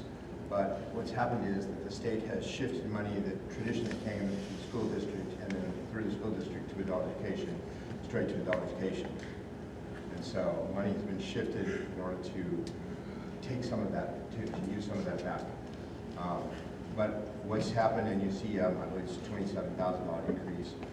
Largely that's in salary and benefit increases, but it's also supporting some programs that I think are working really well. One of them is that we've partnered with Region 9 and with Mechanic Falls in a construction certification program, NCCR program. We sent from our district 5 students to be certified. That program is going to continue into the following year. Additionally, you'd see in the workforce training budget, there's a $5,000 increase. But workforce training is a funny part of the budget because it's something that we heal automatically. So in order to spend money, we have to make money. And one of those things will be in a recently approved CNA program that we're hoping to have going really before the end of the school year. Additionally, we've started the process of bringing advertisers into our course catalog. The first one was Jimmy, who signed up the other day for the first ad. So the goal is to make many of our programs even more self-sustaining by doing some things to bring in greater revenues. Thank you. Are there any initial questions for the Delta Ed program? They'll take us to page 1.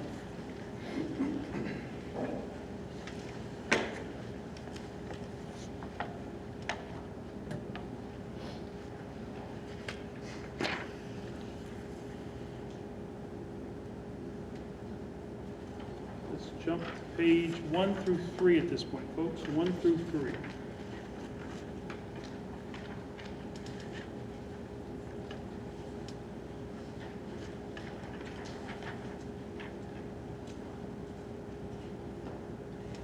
Kyle?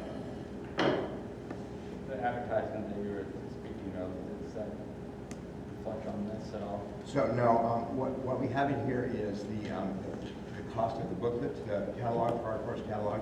And so the advertising will first go in to cover the entire cost, that's our hope, entire cost of the catalog, and then, well, whatever it covers next. But you can see that we spend, I believe it's, go back to that page. I believe it is $12,000. 6,500 and then postage on top. And then, yeah, $6,500 for the book, and then another approximately $6,000 on postage. So the goal is to cover that money through use of advertising. I'll just put it out there if anyone wants to put an ad in, ready to go.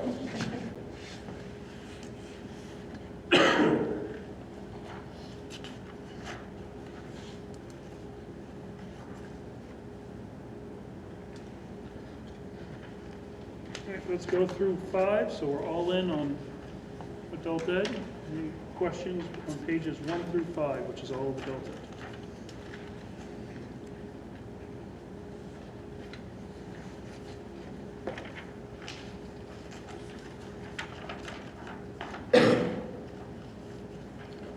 Joe?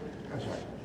On the bottom of page 2, looks like that entire section is zeroing out. Did I miss why that? Is that just a, So I just on the bottom of page 2. Yes, 660 adult education, college transitions, So- regular instruction.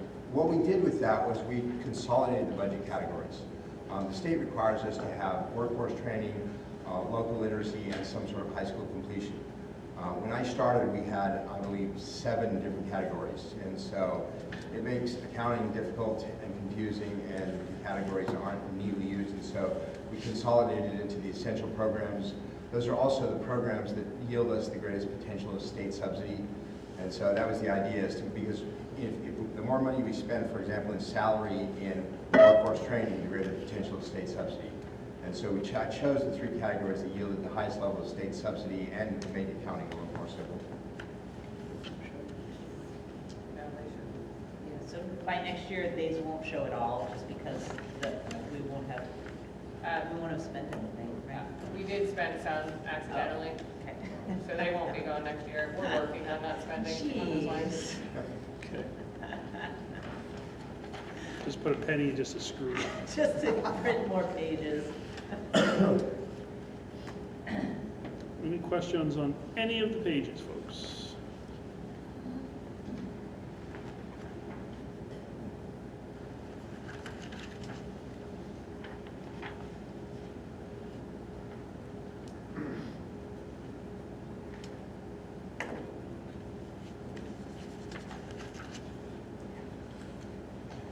Are we all good? Does anybody have anything else?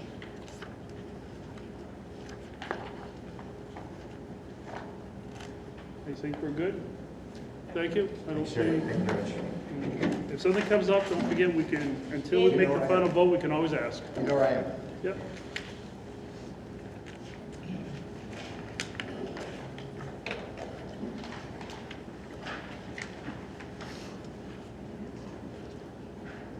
Welcome, Dave Roberts. Welcome, welcome. So, a couple bullet points here, you can see from the overall increases is relatively small. Our bullet points include the point that any projected increases in expenses will be covered by corresponding increases in revenues we receive. So none of these expenses will hit the general budget, as was mentioned earlier, the general fund, I should say. You will see some increases in benefit lines due to more people electing benefits and expanded broadened eligibility requirements as well. The increases in any food costs or other costs related to meal count increases at the various locations. And you'll see some measurable decreases, especially in furniture and some equipment, due to the fact that we've been investing over the last 2-3 years, but we have minimal needs this coming year, so those lines will be down. Any initial questions for food service program? You're not seeing any? Let's go to page 1.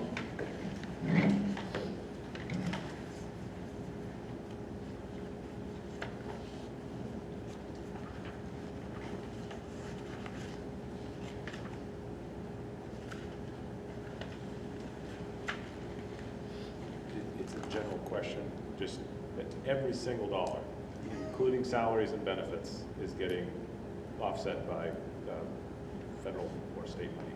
That's correct. Let's take us through 3, folks. 1 through 3. Crystal? Just a general question. It includes, it was back on 1, but it, paper and plastic products. Do our students use plastic, like forks, knives, spoons, or do we wash them? That was the Right now, we're using disposables still. Okay, thank you. Washing up trays. Yeah.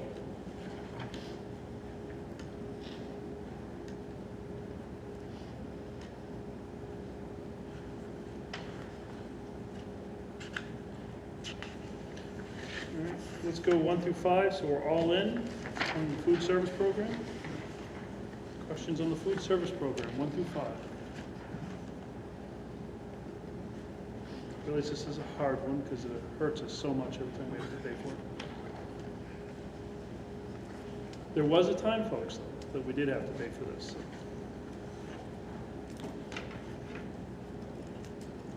And we had to chase people down to pay their food bills.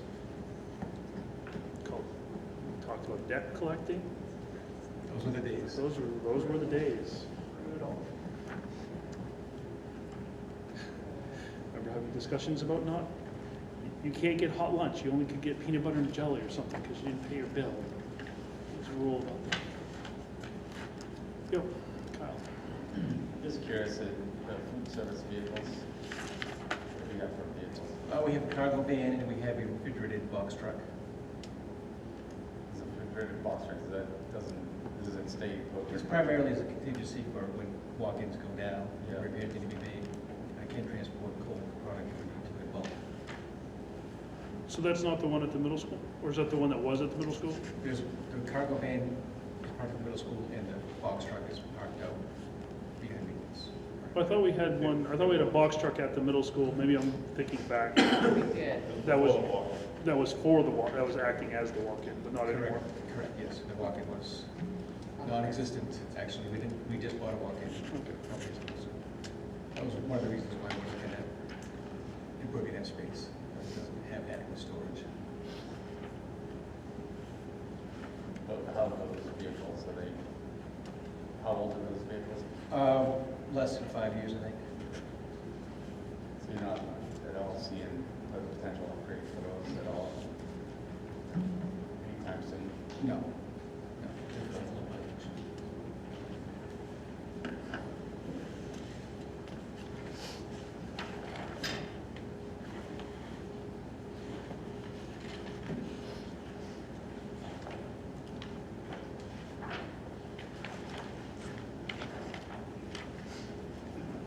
All Are we, go for it. Any chance we could buy water hog mats for some food service reason? Closer to the door. I'm He wants joking. to buy I'm joking water about hog mats. buying. We're trying to use your department to, Out of your budget. Oh, well, yes. you've heard that before. Everybody kind of looks at you going, huh, how can we get out? We've We tried a tried, lot. I know, we've tried we tried some- to buy generator, Yeah, we I tried know. to do a lot and got, In all fairness, we do have, out of our cash reserve, we've been purchasing things like cafeteria tables and chairs. I think we did 4 schools in the last 2 years. We renovated the dining room in the elementary school. Things that we wouldn't have done in the past had we had the money. So we're trying to tap into whatever funds we have available to whatever we can spend. So responsibly. You must be hated at the admin meetings. no. Actually, no. Yeah, I guess you We feed love them. meeting with Dave because he gives us issues and then he immediately can fix those issues with the funding he has available. And he doesn't ask for money. so Well, not it's from our you favorite. folks, but anyways. I think you know what I'm saying. All right, any other questions No, for and I- food service? at meetings too, so that's what I Don't worry, Gabby, we heard that. Terry said that. Terry said that. My Hey, I forgot you guys were here. Jeez. They are quiet over there, I aren't they? know, they all. Are there any other questions, or can we move on, folks? I'm not seeing anything. Thank you, sir, and thank you for our meal. Thank you. All right, last thing is reserve accounts. I'll let Gabby do this. So last year, when we were going through this process, the board had asked that we add $200,000 to the regular instructional reserve fund due to the unknown in regards to federal grants. And then the end result was to move those funds into capital repair improvement reserve fund if they were not needed. At this point, they were not needed. We still have all of our grant funds intact, so we are proposing to transfer that $200,000 from the regular instruction reserve fund to the capital repair reserve fund. This will still leave $100,000 in the regular instruction reserve fund. We are also proposing to add an additional $252,508 into the capital repair reserve. We are proposing to add $47,492, which is the difference there to make it an even 300, in case anybody was wondering. I like round numbers. To the already established technology reserve fund. This will get the technology reserve fund back up to the $100,000 that was originally funded when we did this 2 years ago, I believe. Wally has leveraged those funds with board approval to contribute the district share of the E-rate projects, which have allowed him to do a number of different things around the district, which includes the rewiring of the Turner Elementary School so that there weren't a number of network closets. He consolidated into one, and then network switches in our current fiscal year.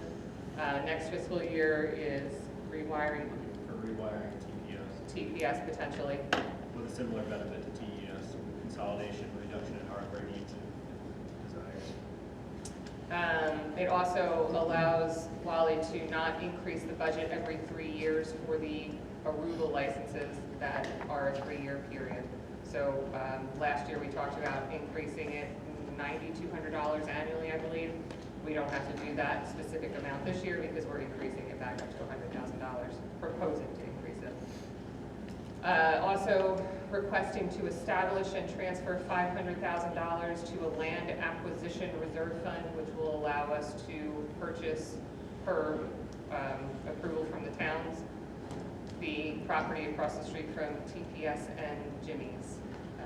And then we are also going to ask the voters to grant authority to the board to spend the funds in the already existing reserve funds of regular instruction, special education, and system administration.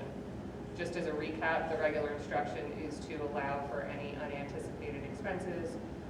If we have an increase of students that we didn't know about and we need another teacher. Same with special education. If we have a student come into the district that we weren't anticipating with extensive needs, we're able to cover those costs. And then the system administration reserve fund is to fund the upgrade of our financial software, which we are well on our way to. But I do anticipate that expense will trickle into July and August at least of next year. But we're not looking to add any money to that, it will No. be expended and then. That's right. But it's best to remind everybody that those reserve funds are there and request again for the use of them so that it's always on the forefront of everyone's mind. Anybody have any questions about its current standing and our changes, potential changes to the reserve accounts?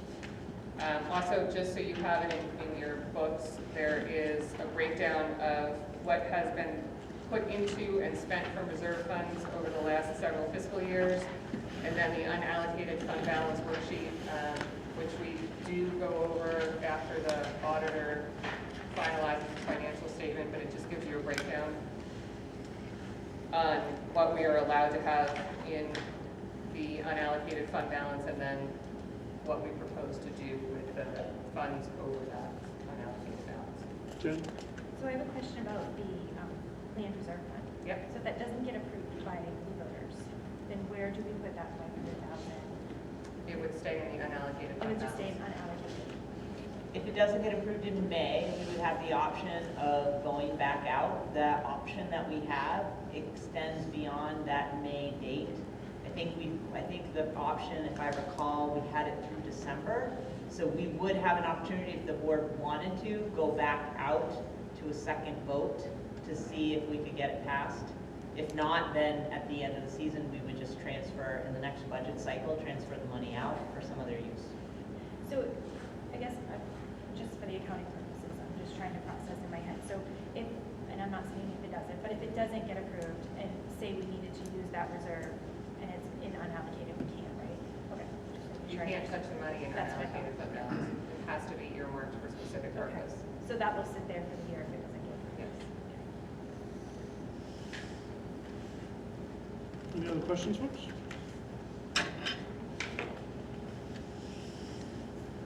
Not seeing it. Oh, I believe that brings us to the end of our second budget meeting. Can I just make sure that that I have the correct revisit list? There you go. The social studies teacher for the high school, technology hardware, 2 ed tech positions, and a magic school AI program. To my knowledge, that is everything we've Okay. wanted to add or subtract from the budget Okay. they're requesting. Is there anything else anybody wanted to add or subtract? There was not a vote on that. On which one? SRO? No, did you want to make a motion? I'll make a motion. Do we have a second for putting the SRO on the revisit? I do not see a second for putting the SRO on the revisit. So that did not make it. All right. So I guess that closes us for the evening. There's public comment on the Oh. budget, just in case. You guys want to talk? All right, hold on. Hold on.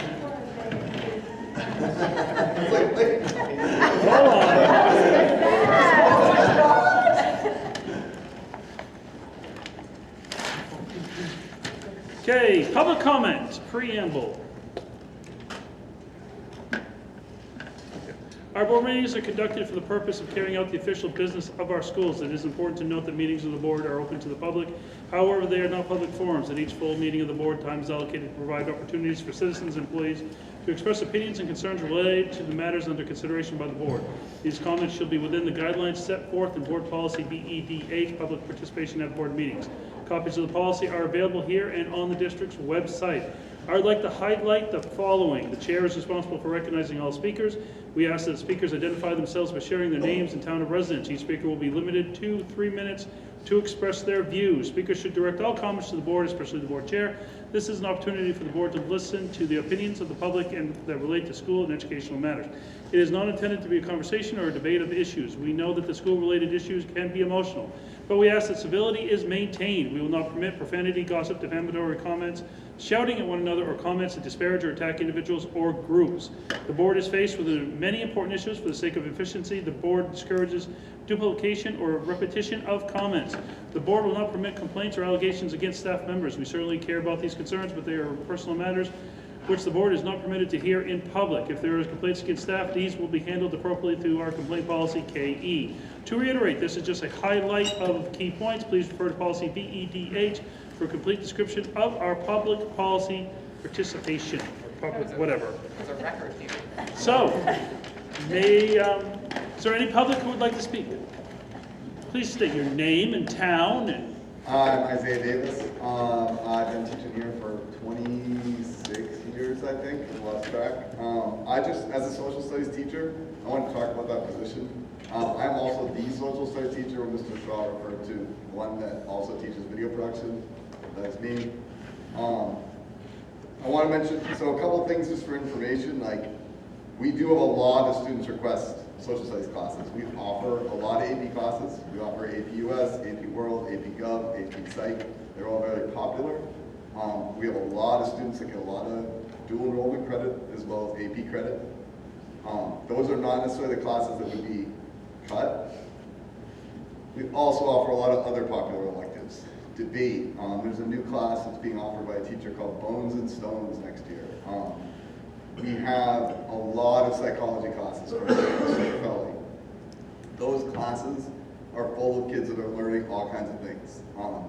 I've been able to teach the AP US history class, and that's a great class. Keeping the numbers reasonable and getting as many kids in there as possible is great. As far as the debate class is new, and that has been a big hit. I know there's a lot of kids excited to do that and wanting to learn, which is awesome. The video production classes is something that we have really done we started before COVID, but after COVID it really took off. The trustees have provided us with all kinds of funds. So we have a lot of our cameras and computers and all of that stuff has been paid for by the trustees. When he mentioned it was 140 kids have requested to take that class next year. It is awesome. And I will say, some of the kids take that class because it sounds fun and interesting, but we have kids in college right now that are doing careers in video broadcasting. We have kids that did documentaries about like the football team. We've had a lot of people that are learning skills, and even kids who aren't going to go into a career like that, the skills of editing and filming and public speaking, like those classes are really valuable. I think it would be really a disservice to kids if we weren't able to offer, or if we were only going to offer, like, if we are offering one section, most of those kids are not going to get it. So I want to say that. And I also want to say, as somebody, I don't know where I'm on my time, but I also was someone who at first was skeptical of the school resource officer. Our school resource officer is amazing. He not only makes connections with kids, he not only solves problems, he also stops problems before they become problems because he has so much trust in the community and with students, and he's an awesome resource. So, thanks. Thank you very much. Any other public comment? That being said, I guess we're looking to, we know we're adjourned or anything. Are we going to schedule the extra meeting, or are we? I don't know that we need to yet. I have it on the agenda to decide that next week if we need the April 2nd. There's some other things that might come into play around that as well. Yeah, so we'll take that up next week. Right now, I'm not seeing that we're going to need it for budgetary if we can deal with the revisit list next week. Yeah, and I think it depends on insurance. Last year, we kind of got caught with insurance, so I think that's still a little bit of a unknown. But we might need it for. All right. Any other thing else? Motion to adjourn? Look at the ropes. Kyle, second by Crystal. All those in favor of adjournment for the evening. We'll see you next Thursday in Lead, correct? Very Lead, yeah.